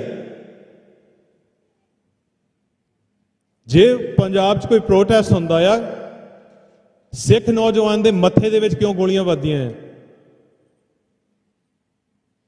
ਇਹ ਇੱਕ ਇੰਟਰਸਟਿੰਗ ਫੀਨੋਮੀਨਾ ਜਿਹੜਾ ਸਿੱਖਾਂ ਦੇ ਵਿੱਚ ਬਣਿਆ ਆ ਕਿ ਅਸੀਂ ਜਦੋਂ ਪੰਜਾਬ ਦੀ ਗੱਲ ਕਰਦੇ ਆ, ਅਸੀਂ Punjab as an Indian state ਦੀ ਗੱਲ ਕਰਦੇ ਆ। ਸਿੱਖ ਹਿਸਟੋਰੀਅਨ ਨੇ ਇੱਕ ਨੇ ਇਹ ਗੱਲ ਕਹੀ ਸੀਗੀ ਕਿ ਜੋ ਸਭ ਤੋਂ ਵੱਡੀ ਜਿਹੜੀ ਤਰਾਸਦੀ ਸੀਗੀ ਅੰਗਰੇਜ਼ਾਂ ਦੇ ਨਾਲ ਜਦੋਂ ਆਜ਼ਾਦੀ ਦੀ ਲੜਾਈ ਲੜੀ ਗਈ, ਉਹ ਇਹ ਸੀ ਕਿ ਸਿੱਖ ਜਿਹੜੇ ਆ ਉਹ ਸੋਵਰਨਟੀ ਦੇ ਟਰਮਸ ਦੇ ਉੱਤੇ, ਦੇਸ਼ ਪੰਜਾਬ ਦੇ ਟਰਮਸ ਦੇ ਉੱਤੇ ਸੋਚਣਾ ਬੰਦ ਕਰ ਗਏ ਤੇ ਉਹਨੇ ਆਪਣੇ ਆਪ ਨੂੰ ਇੱਕ ਵੱਡਾ ਲਪੇਟਾ ਜੋ ਕਾਂਗਰਸ ਦਾ ਤੇ ਹਿੰਦੂਆਂ ਦਾ ਸੀਗਾ ਉਹਦੇ ਵਿੱਚ ਲਪੇਟਾ ਮਾਰ ਕੇ ਉਹ ਇੰਡੀਅਨ ਕਨਸਟਰਕਟ ਦੇ ਵਿੱਚ ਉਹ ਹਿੱਸੇਦਾਰ ਬਣ ਗਏ। ਤੇ ਜੇ ਅਸੀਂ ਇਸ ਗੱਲ ਨੂੰ ਖੋਲਦੇ ਹਾਂ ਤੇ ਇਹਦੇ ਵਿੱਚੋਂ ਬਹੁਤ ਕੁਝ ਨਿਕਲਦਾ ਆ ਕਿ ਸੋਵਰਨਟੀ ਦੇ ਟਰਮਸ ਦੇ ਉੱਤੇ ਜਦੋਂ ਸੋਚਣਾ ਆ, ਫਿਰ ਜਿੰਨੇ ਵੀ ਇਹ ਐਲਾਨ ਹੋਏ ਆ ਇਹ ਸਾਡੇ ਲਈ ਇੱਕ ਸਮਝ ਦੀ ਗੱਲ ਬਣ ਜਾਂਦੇ ਆ ਕਿ ਐਲਾਨ ਦੇ ਪਿੱਛੇ ਨਤੀਜੇ ਨੇ ਤੇ ਉਹ ਨਤੀਜੇ ਸਾਡੇ ਗੁਰੂ ਸਾਹਿਬ ਨੇ ਆਪ ਸਾਨੂੰ ਸਿਖਾਇਆ ਕਿ ਅਸੀਂ ਉਹਦੇ ਨਾਲ ਕਿੱਦਾਂ ਨਿਬੇੜਾ ਕਰਨਾ ਹੈ। ਤੀਸਰੀ ਗੱਲ ਜਿਹੜੀ ਹੈ ਉਹ ਮੌਜੂਦਾ ਸਮਾਂ ਦੇ ਵਿੱਚ ਜੋ ਸੰਘਰਸ਼ ਆਪਣਾ ਚੱਲ ਰਿਹਾ ਆ ਉਹਦੇ ਕੁਝ ਬੇਨਤੀਆਂ। ਸਰਬੱਤ ਖਾਲਸਾ ਨੇ ਇੱਕ ਸੇਧ ਪ੍ਰਤੀ ਸਾਨੂੰ ਜੋ ਕੁਝ ਦਿੱਤਾ ਆ, ਸ਼ਹੀਦੀਆਂ ਪ੍ਰਤੀ, ਖੂਨ ਪ੍ਰਤੀ ਜੋ ਸਿੱਖਾਂ ਨੇ ਡੋਲਿਆ ਆ, ਉਹ ਸਾਰਿਆਂ ਦੇ ਸਾਹਮਣੇ ਹੈ। ਅੱਜ ਦੀ ਜੋ ਵਾਇਲੈਂਸ, ਜੋ ਹਿੰਸਾ ਇੰਡੀਅਨ ਸਟੇਟ ਵੱਲੋਂ ਚੱਲ ਰਹੀ ਹੈ, ਉਹ ਜਿਹੜਾ ਪਹਿਰਾ ਆ, ਉਹ ਜੋ ਖਾਲਿਸਤਾਨ ਪ੍ਰਤੀ ਜਾਂ ਸਿੱਖ ਸੰਘਰਸ਼ ਪ੍ਰਤੀ ਜੋ ਨੌਜਵਾਨ ਜਾਂ ਲੀਡਰਸ਼ਿਪ ਤੁਰੀ ਆ, ਉਹ ਉਹਦਾ ਇੱਕ ਐਕਸਟੈਂਸ਼ਨ ਬਣ ਗਏ ਹੈ। ਮਤਲਬ ਇਹ ਕਿ ਜਿੰਨੀ ਵੀ ਵਾਇਲੈਂਸ ਅੱਜ ਦੇ ਸਮੇਂ ਦੇ ਵਿੱਚ ਸਿੱਖ ਲੀਡਰਸ਼ਿਪ ਦੇ ਉੱਤੇ ਜਾਂ ਨੌਜਵਾਨਾਂ ਦੇ ਉੱਤੇ ਜਿਹੜੀ ਚੱਲ ਰਹੀ ਆ, ਉਹ ਇੱਕ ਸਾਈਲੋ ਦੇ ਵਿੱਚ ਜਾਂ ਉਹਨੂੰ ਆਮ ਤੌਰ ਤੇ ਦੇਖਣਾ ਕਿ ਕਿਸੇ ਨਾਲ ਵੀ ਹੋ ਸਕਦਾ ਆ। ਹਾਲੇ ਇਹ ਕਿਸੇ ਨਾਲ ਨਹੀਂ ਹੋ ਰਿਹਾ, ਹਾਲੇ ਇਹ ਇੱਕ ਸਪੈਸੀਫਿਕ ਗਰੁੱਪਿੰਗ ਦੇ ਨਾਲ ਹੋ ਰਿਹਾ ਹੈ। ਉਹ ਕੌਣ ਨੇ? ਉਹ ਉਹੀ ਨੇ ਮੇਰੇ ਹਿਸਾਬ ਦੇ ਨਾਲ ਜੋ 18ਵੀਂ ਸਦੀ ਦੇ ਵਿੱਚ ਜੰਗਲਾਂ ਨੂੰ ਚਲੇ ਗਏ ਸੀ, ਸਿਰਾਂ ਦੇ ਮੁੱਲ ਉਹਨਾਂ ਦੇ ਪਏ ਜੋ ਜੰਗਲਾਂ ਦੇ ਵਿੱਚ ਸੀ, ਜੋ ਆਮ ਸੁਸਾਇਟੀ ਦੇ ਵਿੱਚ ਸਰਕਾਰ ਦੇ ਹੇਠ ਸਿਰਫ ਆਪਣਾ ਥਾਂ ਬਸਾਉਣਾ ਚਾਹੁੰਦੇ ਸੀਗੇ, ਉਹ ਵੀ ਸਿੱਖ ਸੀਗੇ। ਜਿਨ੍ਹਾਂ ਨੇ ਸੋਵਰਨਟੀ ਦੇ ਰਾਜ ਦੀ ਗੱਲ ਜਿਹੜੀ ਆ ਹੁਕਮ ਮੰਨ ਕੇ ਤੁਰੇ ਸੀਗੇ, ਸਿਰਾਂ ਦੇ ਮੁੱਲ ਉਹਨਾਂ ਦੇ ਪਏ। ਅੱਜ ਦੇ ਸਮੇਂ ਦੇ ਵਿੱਚ ਇਹ ਸਪੈਸੀਫਿਕ ਗਰੁੱਪਿੰਗ ਦੇ ਨਾਲ ਇਹ ਗੱਲ ਚੱਲ ਰਹੀ ਹੈ ਕਿ ਕਿਸੇ ਨਾ ਕਿਸੇ ਰੂਪ ਦੇ ਵਿੱਚ ਟਾਰਗੇਟ ਇਹ ਨੇ। ਇਹ ਜਿਹੜੀ ਦ ਪੈਟਰਨ ਆਫ ਰਿਪਰੈਸ਼ਨ ਜਿਹੜੀ ਹੈ ਯੂਕੇ ਦੇ ਵਿੱਚ, ਕੈਨੇਡਾ ਦੇ ਵਿੱਚ, ਆਸਟ੍ਰੇਲੀਆ, ਨਿਊਜ਼ੀਲੈਂਡ, ਯੂਰਪ, ਅਮਰੀਕਾ ਦੇ ਵਿੱਚ, ਉਹਨੂੰ ਜੇ ਅਸੀਂ ਇਦਾਂ ਦੇਖਣਾ ਆ ਕਿ ਉਹ ਇਕੱਲੇ ਰੂਪ ਦੇ ਵਿੱਚ ਕੁਝ ਦੇਸ਼ਾਂ ਦੇ ਵਿੱਚ ਹੋ ਰਿਹਾ ਹੈ ਤੇ ਸਿੱਖਾਂ ਦੇ ਲਈ ਇਸ ਸਮੇਂ ਦੇ ਵਿੱਚ ਇੱਕ ਬਹੁਤ ਵੱਡੀ ਜਿਹੜੀ ਇਤਿਹਾਸਕ ਪੁੱਲ ਹੋਊਗੀ। ਇਹ ਇੱਕ ਟਾਰਗੇਟਡ ਪ੍ਰੋਗਰਾਮਡ ਆਪਰੇਸ਼ਨ ਆ ਜੋ ਚੱਲ ਰਿਹਾ ਆ ਤੇ ਇਹਦੇ ਵਿੱਚ ਮੁੜ ਕੇ ਸਿੱਖ ਸੰਗਤਾਂ ਨੂੰ ਇਹ ਗੱਲ ਦੱਸਣ ਦੀ ਲੋੜ ਨਹੀਂ ਕਿ ਕਿਉਂ ਚੱਲ ਰਿਹਾ ਹੈ, ਕਿਸ ਹੱਦ ਤੱਕ ਚੱਲ ਰਿਹਾ ਆ। ਜਦੋਂ ਇੱਥੇ ਦੀਆਂ ਸਰਕਾਰਾਂ ਕਹਿ ਰਹੀਆਂ ਆ ਕਿ ਅਮਿਤ ਸ਼ਾਹ ਜਿਹੜਾ ਆ ਉਹ ਇਸ ਸਾਰੇ ਹਿੰਸਾ ਦੇ ਪਿੱਛੇ ਉਹਦਾ ਹੱਥ ਆ, ਭਾਵੇਂ ਉਹ ਐਕਸਟੋਰਸ਼ਨਸ ਨੇ ਜਾਂ ਭਾਵੇਂ ਉਹ ਜਿਹੜੀ ਪੋਲੀਟੀਕਲ ਅਸੈਸੀਨੇਸ਼ਨਸ ਭਾਈ ਹਰਦੀਪ ਸਿੰਘ ਦਾ ਹੋਇਆ, ਅਵਤਾਰ ਸਿੰਘ ਖੰਡੇ ਦਾ ਹੋਇਆ, ਗੁਰਪਤਵੰਤ ਸਿੰਘ ਪੰਨੂ ਦਾ ਹੋਣਾ ਸੀ, ਹੋਰ ਕਈ ਲੀਡਰਸ਼ਿਪ ਸਿੱਖਾਂ ਦੀ ਉਹਨਾਂ ਦਾ ਹੋਣਾ ਸੀ। ਜੇ ਉਹ ਕਹਿ ਰਹੇ ਆ ਤੇ ਅਸੀਂ ਉਹਨੂੰ ਮੰਨਦੇ ਕਿਉਂ ਨਹੀਂ? ਜਦੋਂ ਕੋਈ ਇਸ ਗੱਲ ਨੂੰ ਇਦਾਂ ਲੈ ਲੈਂਦਾ ਆ ਕਿ ਸਰੀ ਦੇ ਵਿੱਚ, ਬਰੈਂਪਟਨ ਦੇ ਵਿੱਚ ਐਕਸਟੋਰਸ਼ਨ ਚੱਲ ਰਹੇ ਨੇ,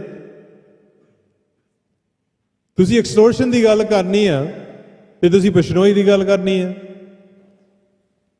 ਬਿਸ਼ਨੋਈ ਇੱਕ ਹੱਥ ਆ, ਇੱਕ 100 ਹੱਥ ਦਾ ਰਾਖਸ਼ ਜੋ ਹਿੰਦੁਸਤਾਨ ਦੀ ਸਟੇਟ ਆ, ਉਹਨਾਂ ਦੇ ਕੋਲ ਬਹੁਤ ਬਿਸ਼ਨੋਈ ਨੇ। ਜੋ ਇੱਥੇ ਦਾ ਪ੍ਰਾਈਮ ਮਿਨਿਸਟਰ ਰਿਹਾ ਆ ਜਸਟਿਨ ਟਰੂਡੋ, ਜਦੋਂ ਉਹਨੂੰ ਇੱਕ ਸਵਾਲ ਜਿਹੜਾ ਆ ਫੋਰਨ ਇੰਟਰਫੀਰੈਂਸ ਕਮਿਸ਼ਨ ਦੇ ਵਿੱਚ ਪੁੱਛਿਆ ਗਿਆ ਇੰਡੀਆ ਬਾਰੇ, ਉਹਨੇ ਬੇਸਿਕਲੀ ਇਹ ਗੱਲ ਕੀਤੀ ਕਿ ਇੰਡੀਆ ਜਿਹੜਾ ਆ ਕੈਨੇਡਾ ਦੀ ਧਰਤੀ ਤੇ ਜਿਹੜਾ ਹਿੰਸਾ ਆ, ਵਾਇਲੈਂਸ, ਉਹਨੂੰ ਮੈਨੂਫੈਕਚਰ ਕਰਦਾ ਆ। ਇੱਥੇ ਮੈਨੂਫੈਕਚਰ ਕਰਕੇ ਉਹ ਫਿਰ ਦੁਨੀਆ 'ਚ ਇਹ ਰੌਲਾ ਪਾਉਂਦਾ ਆ ਕਿ ਕੈਨੇਡਾ ਦੇ ਵਿੱਚ ਕੋਈ ਲਾਅ ਨਹੀਂ ਹੈਗੀ, ਕੈਨੇਡਾ ਦੇ ਵਿੱਚ ਕ੍ਰਾਈਮ ਵੱਧ ਗਿਆ ਆ, ਕੈਨੇਡਾ ਦੇ ਵਿੱਚ ਤਾਂ ਲੋਕ ਦੁਖੀ ਨੇ। ਵਾਇਲੈਂਸ ਉਹ ਮੈਨੂਫੈਕਚਰ ਤੇ ਐਕਸਪੋਰਟ ਕਰ ਰਹੇ ਆ ਤੇ ਮਗਰੋਂ ਕੈਨੇਡਾ ਦੇ ਉੱਤੇ ਸਿਰ ਤੇ ਮਿਥੀ ਜਾ ਰਹੇ ਆ ਕਿ ਉੱਥੇ ਕੋਈ ਲਾਅ ਐਂਡ ਆਰਡਰ ਹੈ ਨਹੀਂ। ਇਹ ਪ੍ਰਾਈਮ ਮਿਨਿਸਟਰ ਟਰੂਡੋ ਦੀ ਗੱਲ ਜਿਹੜੀ ਆ ਔਨ ਦਾ ਰੈਕੋਰਡ ਉਸ ਕਮਿਸ਼ਨ 'ਚ ਹੋਈ। ਸੋ ਵਾਰ-ਵਾਰ ਇਸ ਗੱਲ ਨੂੰ ਦੁਹਰਾਉਣਾ ਕਿ ਜਦੋਂ ਤੁਸੀਂ ਸਿਰਫ ਆਰਥਿਕ ਰੂਪ ਦੇ ਵਿੱਚ ਐਕਸਟੋਰਸ਼ਨਾਂ ਨੂੰ ਗਣਨਾ ਆ ਤੇ ਉਹਦੀ ਜਿਹੜੀ ਸਿਆਸੀ ਤੇ ਪੋਲੀਟੀਕਲ ਜਿਹੜੀ ਆਧਾਰ ਹੈ ਉਹ ਨਹੀਂ ਦੇਖਣੀ, ਅਸੀਂ ਉਸ ਜੜ ਤੱਕ ਨਹੀਂ ਪਹੁੰਚ ਸਕਦੇ ਜਿੱਥੋਂ ਇਹ ਸਾਰਾ ਹੀ ਖੇਡ ਜਿਹੜੀ ਆ ਸ਼ੁਰੂ ਹੋਈ ਸੀ। ਡਰ ਦੇ ਮਾਰੇ ਉਹਨਾਂ ਨੇ ਚੁੱਪ ਕਰਾਉਣਾ ਹੈ ਲੋਕਾਂ ਨੂੰ, ਡਰ ਦੇ ਮਾਰੇ ਉਹਨਾਂ ਨੇ ਪੈਸੇ ਵਸੂਲ ਕਰਨੇ ਆ।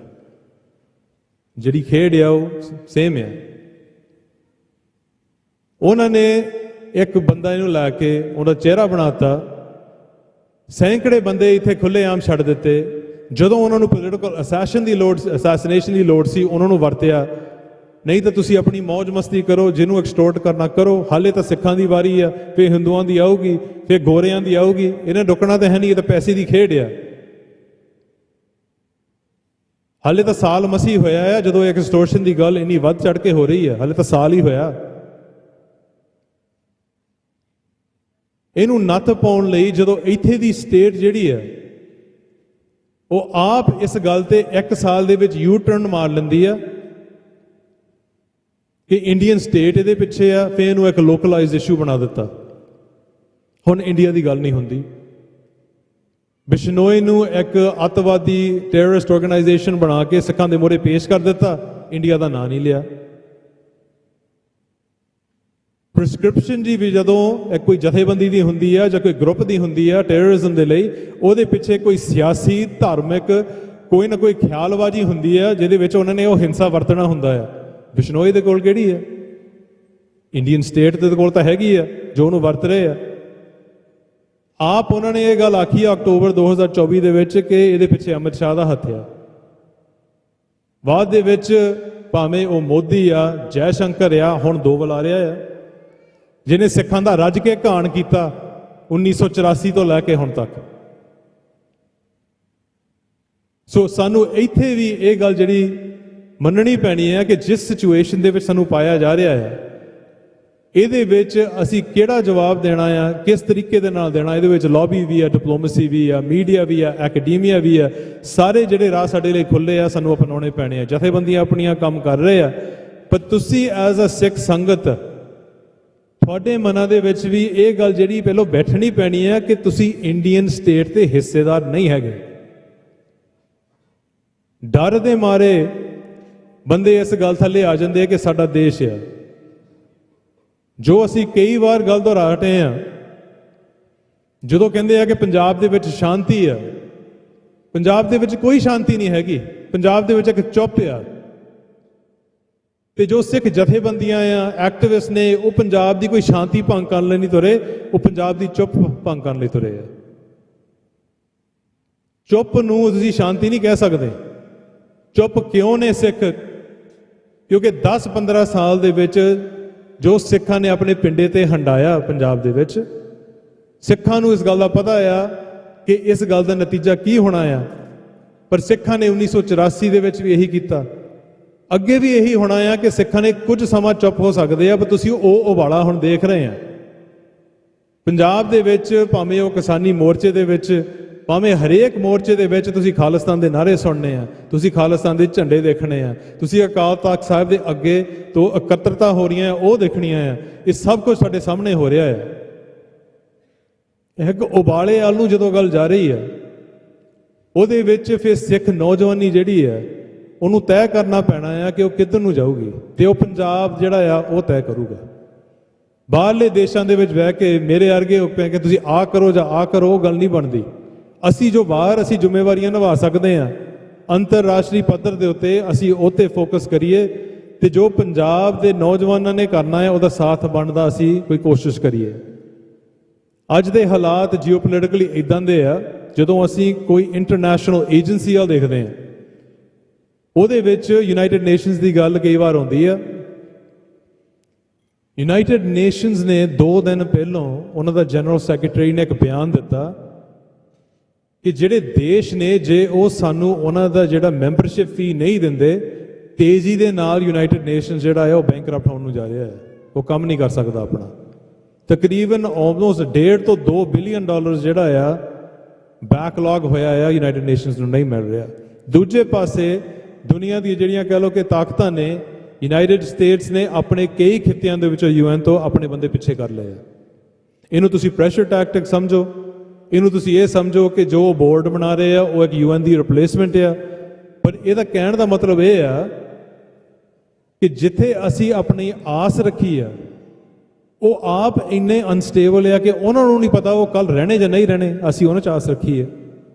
ਯੂਨਾਈਟਿਡ ਨੇਸ਼ਨਸ, ਕੋਈ ਵੀ ਇੰਟਰਨੈਸ਼ਨਲ ਏਜੰਸੀ, ਆਟੋਵਾ, ਵਾਸ਼ਿੰਗਟਨ, ਲੰਡਨ, ਜਿਹੜੇ ਦੁਨੀਆ ਦੇ ਵੱਡੇ ਸ਼ਹਿਰ ਜਿੱਥੇ ਵੱਡੀ ਸਿਆਸਤ ਮਿਥੀ ਜਾਂਦੀ ਹੈ, ਉਹਦੇ ਵਿੱਚ ਸਾਨੂੰ ਉਹਨਾਂ ਨੂੰ ਦੇਖਣਾ ਪੈਣਾ ਹੈ ਕਿ ਇਹ ਕੋਈ ਜੰਗ ਦੇ ਮੈਦਾਨ ਨੇ, ਪੂਰੀ ਜੰਗ ਨਹੀਂ ਹੈਗੇ। ਸਾਨੂੰ ਇੰਡੀਆ ਦਾ ਨੈਰੇਟਿਵ ਨੂੰ ਉੱਥੇ ਕਾਊਂਟਰ ਕਰਨਾ ਪੈਣਾ, ਸਾਨੂੰ ਉਹਦੇ ਨਾਲ ਲੜਨਾ ਪੈਣਾ ਉਹ ਮੈਦਾਨਾਂ ਦੇ ਵਿੱਚ। ਪਰ ਇਹ ਕਦੀ ਨਾ ਸਮਝੀਏ ਕਿ ਪੰਜਾਬ ਦੀ ਧਰਤੀ ਤੋਂ ਬਾਹਰ ਅਸਲ ਮੈਦਾਨ ਜਿਹੜਾ ਕਿਤੇ ਬਾਹਰ ਹੋਊਗਾ। ਉਸ ਸਪੇਸ ਦੇ ਵਿੱਚ ਅਸੀਂ ਲੜੂਗੇ, ਇੰਡੀਆ ਨੂੰ ਅਸੀਂ ਥੋੜੀ ਜਿਹੀ ਠੱਲ ਪਾ ਸਕਦੇ ਹਾਂ। ਜੀਓਪੋਲਿਟਿਕਲੀ 2 ਸਾਲਾਂ ਦੇ ਵਿੱਚ, 3 ਸਾਲਾਂ ਦੇ ਵਿੱਚ ਤੁਸੀਂ ਕੈਨੇਡਾ ਦਾ ਹਾਲ ਦੇਖ ਲਿਆ ਆ। ਭਾਈ ਹਰਦੀਪ ਸਿੰਘ ਨਿੱਜਰ ਦੀ ਸ਼ਹੀਦੀ ਤੋਂ ਬਾਅਦ ਕਿੱਦਾਂ ਤੇਜ਼ੀ ਦੇ ਨਾਲ ਮੀਡੀਆ ਤੇ ਪੋਲਿਟਿਕਸ ਜਿਹੜੀ ਆ ਉਹ ਸਿੱਖਾਂ ਦੇ ਹਿੱਤ ਦੇ ਵਿੱਚ ਆਈ। ਤੇ ਪਿਛਲੇ ਤਕਰੀਬਨ 8-9 ਮਹੀਨਿਆਂ ਤੋਂ, ਸਾਲ ਕੁ ਕਹਿ ਲਓ, ਇਸ ਨਵੀਂ ਜਿਹੜੀ ਸਰਕਾਰ ਆ ਇਹਨੇ ਸਿੱਖਾਂ ਦੇ ਨਾਲ ਅਸੀਂ ਕੀ ਪੋਜੀਸ਼ਨ ਬਣਾ ਦਿੱਤੀ ਹੈ। ਜੋ ਨੌਜਵਾਨ ਗੁਰਪ੍ਰੀਤ ਸਿੰਘ ਦੇ ਨਾਲ ਯੂਕੇ ਦੇ ਵਿੱਚ ਹੋਇਆ, ਉਹਦੇ ਉੱਤੇ ਇਕਨੋਮਿਕ ਸੈਂਕਸ਼ਨਸ ਲਾਏ ਗਏ। ਉਹ ਬੰਦਾ ਆਪਣੇ ਘਰ ਦੇ ਵਿੱਚੋਂ 5 ਪੈਸੇ ਨਹੀਂ ਖਰਚ ਸਕਦਾ, ਇੱਕ ਫਾਰਮ ਫਿਲ ਕਰਕੇ ਉਹਨੂੰ ਸਰਕਾਰਾਂ ਨੂੰ ਦੇਣਾ ਪੈਂਦਾ ਆ। ਤੇ ਉਹ ਪੰਜਾਬ ਦੇ ਪਾਣੀਆਂ ਦੀ ਗੱਲ, ਪੰਜਾਬ ਦੇ ਹੱਕਾਂ ਦੀ ਗੱਲ, ਭਾਵੇਂ ਖਾਲਿਸਤਾਨ ਦੀ ਗੱਲ, ਸ਼ਹੀਦਾਂ ਦੀ ਗੱਲ, ਜਿੰਨੀ ਅਸੀਂ ਇੱਥੋਂ ਕਰਦੇ ਹਾਂ ਕੋਈ ਵੀ ਜਾਣਾ ਉਨੀ ਕੁ ਕਰਦਾ ਸੀ। ਉਹਨਾਂ ਨੇ ਕੋਈ ਵੀ ਸਬੂਤ, ਕੋਈ ਵੀ ਚਾਰਜ, ਕੁਝ ਨਹੀਂ ਵਰਤਿਆ। ਉਹਨਾਂ ਨੇ ਐਂਟੀ ਟੈਰਰ ਲਾਜ਼ ਦੇ ਥੱਲੇ ਉਸ ਬੰਦੇ ਨੂੰ ਘੇਰਾ ਪਾ ਲਿਆ। ਇਹ ਗੱਲ ਤਾਂ ਮੈਨੇ ਰੱਖਦੀ ਆ ਕਰਕੇ ਉਹਨਾਂ ਨੇ ਇੱਕ ਡਰ ਪੈਦਾ ਕਰਨਾ ਸੀ। ਇੰਡੀਅਨ ਸਟੇਟ ਨੇ ਉਹਨਾਂ ਨੂੰ ਇਨਫੋਰਮੇਸ਼ਨ ਦਿੱਤੀ, ਇੰਡੀਅਨ ਸਟੇਟ ਨੇ ਟਾਰਗੇਟ ਕੀਤਾ ਗੁਰਪ੍ਰੀਤ ਸਿੰਘ ਨੂੰ, ਇੰਡੀਅਨ ਸਟੇਟ ਨੇ ਸਭ ਕੁਝ ਉਹਨਾਂ ਨੂੰ ਦੇ ਕੇ ਉਸ ਮੁੰਡੇ ਦੇ ਉੱਤੇ, ਉਸ ਨੌਜਵਾਨ ਦੇ ਉੱਤੇ ਇਹ ਸਖਤੀ ਲਿਆਂਦੀ। ਉਹਨਾਂ ਦਾ ਖਿਆਲ ਇਹ ਸੀ ਕਿ ਆਲੇ ਦੁਆਲੇ ਜਿਹੜੇ ਬੰਦੇ ਉਹ ਡਰ ਜਾਣੇ, ਉਹ ਬਹਿ ਜਾਣੇ ਆ। ਪਿਛਲੇ ਹਫ਼ਤੇ ਅਸੀਂ ਉੱਥੋਂ ਇਕੱਠ ਦੇ ਵਿੱਚੋਂ ਆਏ ਆ, ਹਜ਼ਾਰਾਂ ਦੀ ਗਿਣਤੀ ਦੇ ਵਿੱਚ ਉੱਥੇ ਸੰਗਤ ਇਕੱਠੀ ਹੋ ਗਈ। ਨੌਜਵਾਨਾਂ ਦੀ ਉੱਥੇ ਹਨੇਰੀ ਆਈ ਹੋਈ ਸੀਗੀ। ਬੱਸਾਂ ਜਿਹੜੀਆਂ ਆ ਉਹ ਉਤੋਂ ਨਾਰਥ ਇੰਗਲੈਂਡ ਤੋਂ ਲੈ ਕੇ ਸਾਊਥ ਤੱਕ, ਲੰਡਨ, ਸਾਰੇ ਪਾਸਿਓਂ ਉੱਥੇ ਬੱਸਾਂ ਦੀਆਂ ਬੱਸਾਂ ਆਈਆਂ ਤੇ ਉੱਥੇ ਖੜਨ ਲਈ ਜਗ੍ਹਾ ਨਹੀਂ ਲੱਭ ਰਹੀ ਸੀਗੀ। ਤੇ ਉੱਥੇ ਡਰ ਤੇ ਦੂਰ ਦੀ ਗੱਲ ਆ, ਸਿੱਖਾਂ ਨੇ ਇਸ ਇਸ਼ੂ ਨੂੰ ਪਛਾਣ ਲਿਆ ਹੈ। ਇਹ ਜਿਹੜੀ ਖੇਡ ਆ ਇੰਡੀਅਨ ਸਟੇਟ ਵੀ ਖੇਡਦੀ ਆ, ਬਾਹਰਲੇ ਦੇਸ਼ਾਂ ਵੀ ਖੇਡਦੇ ਆ, ਪਰ ਸਿੱਖ ਨੌਜਵਾਨ ਜਿਹੜੇ ਆ ਇਸ ਹੁਣ ਗੇਮ ਦੇ ਵਿੱਚ, ਇਸ ਖੇਡ ਦੇ ਵਿੱਚ ਉਹਨਾਂ ਨੇ ਭੁਲੇਖਾ ਨਹੀਂ ਖਾਣਾ। ਗੱਲਾਂ ਬਹੁਤ ਨੇ ਜਿਹੜੀਆਂ ਕਿ ਅੱਜ ਦੇ ਸਮੇਂ ਦੇ ਵਿੱਚ ਸ਼ਿਫਟ ਹੋ ਰਹੀਆਂ ਆ, ਉਹ ਸਾਰੀਆਂ ਇੱਥੇ ਨਹੀਂ ਹੋਣੀਆਂ ਸਮੇਂ ਦੇ ਮੁਤਾਬਕ। ਪਰ ਮੈਂ ਗੱਲ ਜਿਹੜੀ ਆ ਆਪਣੀ ਇੱਥੇ ਆਣ ਕੇ ਮੁਕਾਉਣਾ ਚਾਹੁੰਦਾ ਆ ਕਿ ਅੱਜ ਦੇ ਸਮੇਂ ਦੇ ਵਿੱਚ ਸਾਨੂੰ ਜਿਹੜੀ ਸੰਘਰਸ਼ ਪ੍ਰਤੀ ਜਿਹੜੀ ਸਾਡੀ ਜ਼ਿੰਮੇਵਾਰੀ ਹੈ ਉਹ ਸਾਨੂੰ ਆਪ ਸਾਡੇ ਮੋਢਿਆਂ ਤੇ ਚੱਕਣੇ ਪੈਣੀ ਆ। ਨੌਜਵਾਨੋ, ਤੁਹਾਨੂੰ ਇਹ ਗੱਲ ਜਿਹੜੀ ਆ, ਇਹ ਜਿਹੜੀ ਹੁਣ ਅਸੀਂ ਕਹੀਏ ਕਿ ਕਿਸੇ ਗੁਰਦੁਆਰੇ ਨੇ, ਕਿਸੇ ਇੱਕ ਜਥੇਬੰਦੀ ਨੇ ਕੁਝ ਕਰਨਾ, ਜਥੇਬੰਦੀਆਂ ਬਹੁਤ ਨੇ, ਲੀਡਰਸ਼ਿਪ ਵੀ ਬਹੁਤ ਆ। ਥੋੜੀ ਜੀ ਸਾਡੀ ਜਿਹੜੀ ਆ ਕਨੈਕਟੀਵਿਟੀ ਦੇ ਵਿੱਚ, ਕਮਿਊਨੀਕੇਸ਼ਨ ਦੇ ਵਿੱਚ ਫਰਕ ਪੈ ਜਾਂਦਾ ਆ। ਪਰ ਅਲਟੀਮੇਟਲੀ ਜਿਹੜਾ ਵੀ ਇਸ ਸੰਘਰਸ਼ ਦੇ ਰਾਹ ਤੇ ਤੁਰਿਆ ਆ, ਭਾਵੇਂ ਉਹ ਕੋਈ ਵੀ ਹੋਵੇ, ਉਹਦਾ ਸਹਿਯੋਗ ਦੇਣਾ ਉਹ ਸਿੱਖਾਂ ਦਾ ਫਰਜ਼ ਬਣਦਾ ਆ। ਜਦੋਂ ਅਸੀਂ ਆਪਣੀ ਨਜ਼ਰੀਏ ਦੇ ਤੌਰ ਤੇ ਅਸੀਂ ਸਾਰੀ ਦੁਨੀਆ ਨੂੰ ਪਰਖਣਾ ਆ, ਸੈਨਾਪਤੀ ਜੋ ਗੁਰੂ ਗੋਬਿੰਦ ਸਿੰਘ ਮਹਾਰਾਜ ਦੇ ਕਵੀ ਸਨ, ਉਹਨਾਂ ਨੇ ਕੁਝ ਅਹਿਮ ਗੱਲਾਂ ਕੀਤੀਆਂ। ਉਹਨਾਂ ਨੇ ਇਹ ਗੱਲ ਸੀ ਕਿ ਏਕ ਔਰ ਭਇਓ ਖਾਲਸਾ, ਏਕ ਔਰ ਸੰਸਾਰ, ਕਿ ਸਿੱਖਾਂ ਦਾ ਨਜ਼ਰੀਆ ਦੁਨੀਆ ਦੇਖਣ ਦਾ ਖਾਲਸੇ ਦਾ ਵੱਖਰਾ ਆ, ਬਾਕੀ ਦੁਨੀਆ ਦਾ ਵੱਖਰਾ ਆ। ਜਿਹਦੇ ਵਿੱਚ ਦੁੱਖ ਦਿਸਦਾ ਆ ਦੁਨੀਆ ਨੂੰ, ਸਿੱਖ ਨੂੰ ਉੱਥੇ ਸੁੱਖ ਦਿਸਦਾ ਆ। ਜਿੱਥੇ ਦੁਨੀਆ ਨੂੰ ਨੁਕਸਾਨ ਦਿਸਦਾ ਆ, ਸਿੱਖਾਂ ਨੂੰ ਉੱਥੇ ਬਖਸ਼ਿਸ਼ ਦਿਸਦੀ ਆ। ਭਾਈ ਜਸਵੰਤ ਸਿੰਘ ਖਾਲੜੇ ਨੇ ਇਹੀ ਗੱਲ ਆਖੀ ਸੀ ਕਿ ਗੁਰਤਾ ਗੱਦੀ ਤੋਂ ਬਾਅਦ ਸਭ ਤੋਂ ਵੱਡੀ ਦਾਤ ਤੇ ਬਖਸ਼ਿਸ਼ ਗੁਰੂ ਜੀ ਆਪਣੇ ਸਿੱਖ ਨੂੰ ਦੇ ਸਕਦਾ ਆ, ਉਹ ਸ਼ਹੀਦੀ ਹੋਊਗੀ। ਹੁਣ ਇਹਦੇ ਵਿੱਚੋਂ ਹੀ ਜਦੋਂ ਅਸੀਂ ਆਪਣਾ ਨਜ਼ਰੀਆ ਹੋ ਰਿਹਾ, ਦੁਨੀਆ ਦਾ ਕੋਈ ਹੋਰ ਹੋਊਗਾ। ਤੇ ਇਹ ਨਜ਼ਰੀਆ ਜਿਹੜਾ ਆ, ਜੇ ਇਹਨੂੰ ਅਸੀਂ ਪ੍ਰੈਕਟੀਕਲ ਰੂਪ ਦੇ ਵਿੱਚ ਦੇਖਣਾ ਆ,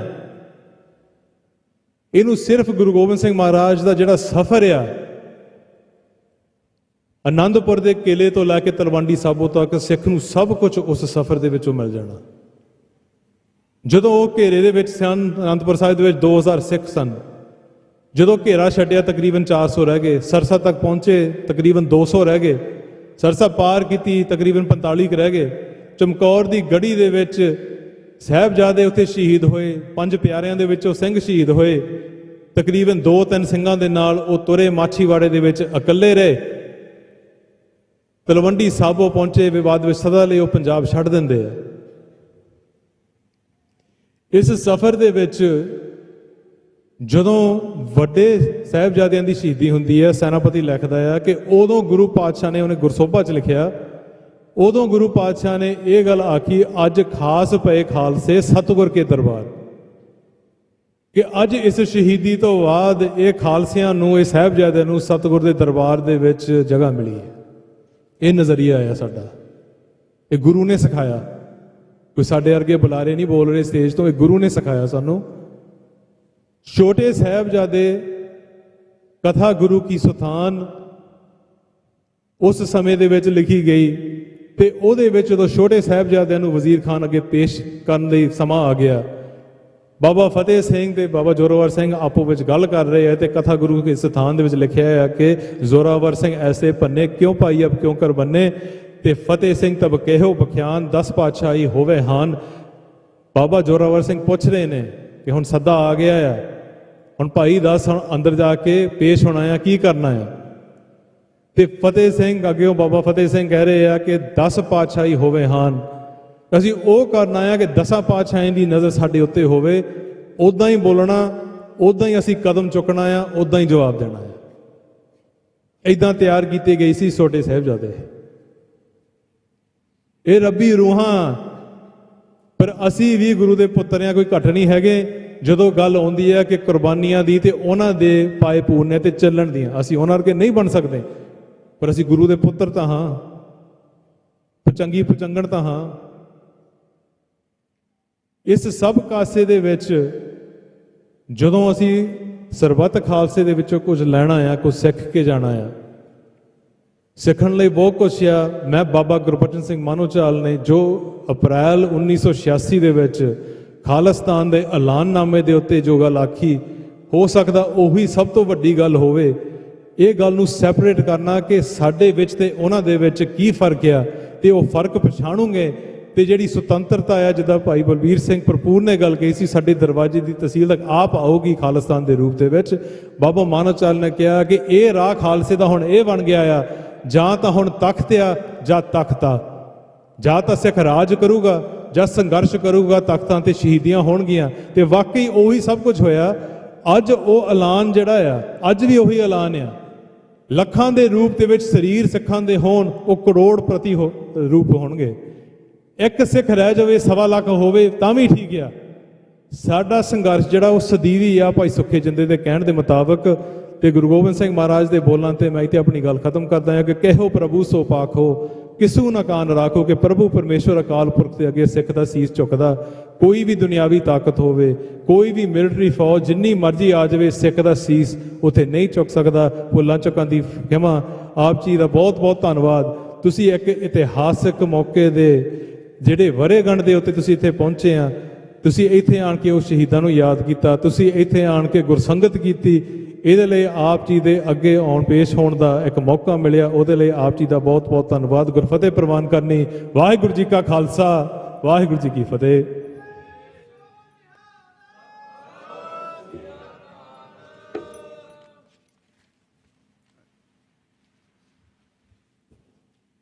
ਵਾਹਿਗੁਰੂ ਜੀ ਕਾ ਖਾਲਸਾ, ਵਾਹਿਗੁਰੂ ਜੀ ਕੀ ਫਤਿਹ। ਭਾਈ ਮਨਿੰਦਰ ਸਿੰਘ ਹੋਰਾਂ ਨੇ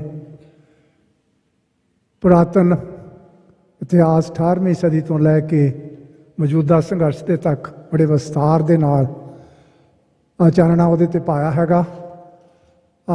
ਮੌਜੂਦਾ ਸੰਘਰਸ਼ ਦੇ ਵਿੱਚ ਜੋ ਕੁਝ ਹੋ ਰਿਹਾ, ਇੱਕ ਦੋ ਗੱਲਾਂ ਜਿਹੜੀਆਂ ਹੈਗੀਆਂ, ਆਪਾਂ ਆਪਣੇ ਇਤਿਹਾਸ ਤੋਂ ਬਹੁਤ ਕੁਝ ਸਿੱਖਦੇ ਹੈਗੇ ਹਾਂ।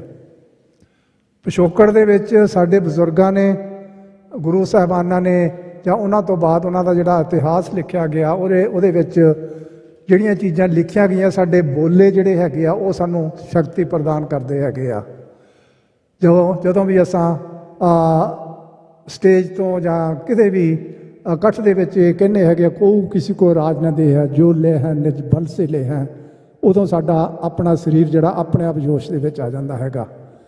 ਤੇ ਦੂਸਰਾ ਜਿਹੜਾ ਬੋਲਾ ਇੱਕ ਹੈਗਾ, ਦਿੱਲੀ ਤਖਤ ਪਰ ਬਹੇਗੀ ਆਪ ਗੁਰੂ ਕੀ ਫੌਜ, ਛਤਰ ਝੁਲੇਂਗੇ ਸੀਸ ਪਰ ਬੜੀ ਕਰੇਂਗੇ ਮੌਜ।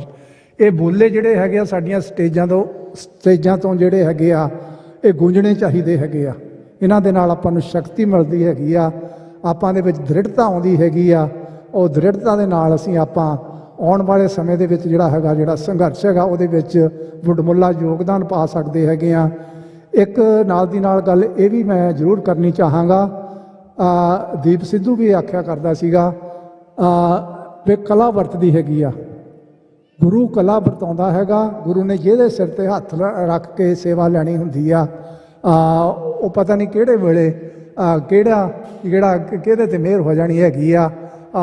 ਦੋ ਮਿਸਾਲਾਂ ਜਿਹੜੀਆਂ ਆਪਾਂ ਕੋਲ ਬੜੀਆਂ ਵਧੀਆ ਹੈਗੀਆਂ, ਭਾਈ ਬੇਅੰਤ ਸਿੰਘ, ਭਾਈ ਸਤਵੰਤ ਸਿੰਘ, ਉਹ ਇੰਦਰਾ ਗਾਂਧੀ ਦੇ ਬੜੇ ਵਿਸ਼ਵਾਸ ਪਾਤਰ ਸੀਗੇ, ਉਹਨੂੰ ਸਲੂਟ ਮਾਰਦੇ ਸੀਗੇ, ਪਰ ਗੁਰੂ ਨੇ ਇਹੋ ਜਿਹੀ ਕਲਾ ਵਰਤਾਈ, ਉਹਨਾਂ ਦੇ ਦਿਲਾਂ ਦੇ ਵਿੱਚ ਹੀ ਉਹ ਕੁਝ ਉੱਭਰ ਆਇਆ।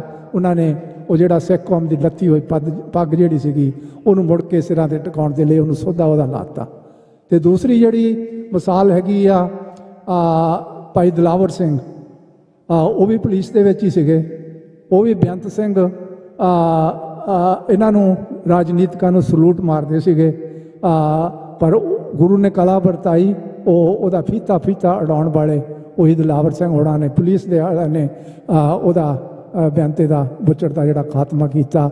ਸੋ ਗੁਰੂ ਨੇ ਪਤਾ ਨਹੀਂ ਕਿਹੜੇ ਵੇਲੇ ਕਿਹੜੇ ਤੇ ਸਿਰ ਤੇ ਹੱਥ ਰੱਖ ਕੇ ਸੇਵਾ ਲੈ ਲੈਣੀ ਹੈਗੀ ਆ। ਆਪਾਂ ਭਾਈ ਹੁਸ਼ਿਆਰ ਸਿੰਘ, ਇਹਨਾਂ ਆਪਾਂ ਕਥਾ ਸਰਵਣ ਕਰਨੀ ਆ। ਅਖੀਰ ਦੇ ਵਿੱਚ ਮੈਂ ਇਹ ਜ਼ਰੂਰ ਕਹਾਂਗਾ ਕਿ ਰਾਤ ਭਾਵੇਂ ਕਿੰਨੀ ਵੀ ਲੰਬੇਰੀ ਕਿਉਂ ਨਾ ਹੋਵੇ, ਰਾਤ ਭਾਵੇਂ ਕਿੰਨੀ ਵੀ ਲੰਬੇਰੀ ਕਿਉਂ ਨਾ ਹੋਵੇ, ਸੂਰਜ ਨੇ ਅਕਸ ਨੂੰ ਚੜ੍ਹਨਾ ਹੀ ਚੜ੍ਹਨਾ ਹੈ। ਦੁਸ਼ਮਣ ਭਾਵੇਂ ਜਿੰਨਾ ਵੀ ਮਰਜ਼ੀ ਜ਼ੋਰ ਲਗਾ ਲਵੇ, ਖਾਲਿਸਤਾਨ ਤਾਂ ਇੱਕ ਦਿਨ ਬਣਨਾ ਹੀ ਬਣਨਾ ਹੈ, ਖਾਲਿਸਤਾਨ ਤਾਂ ਇੱਕ ਦਿਨ ਬਣਨਾ ਹੀ ਬਣਨਾ। ਵਾਹਿਗੁਰੂ ਜੀ ਕਾ ਖਾਲਸਾ, ਵਾਹਿਗੁਰੂ ਜੀ ਕੀ ਫਤਿਹ।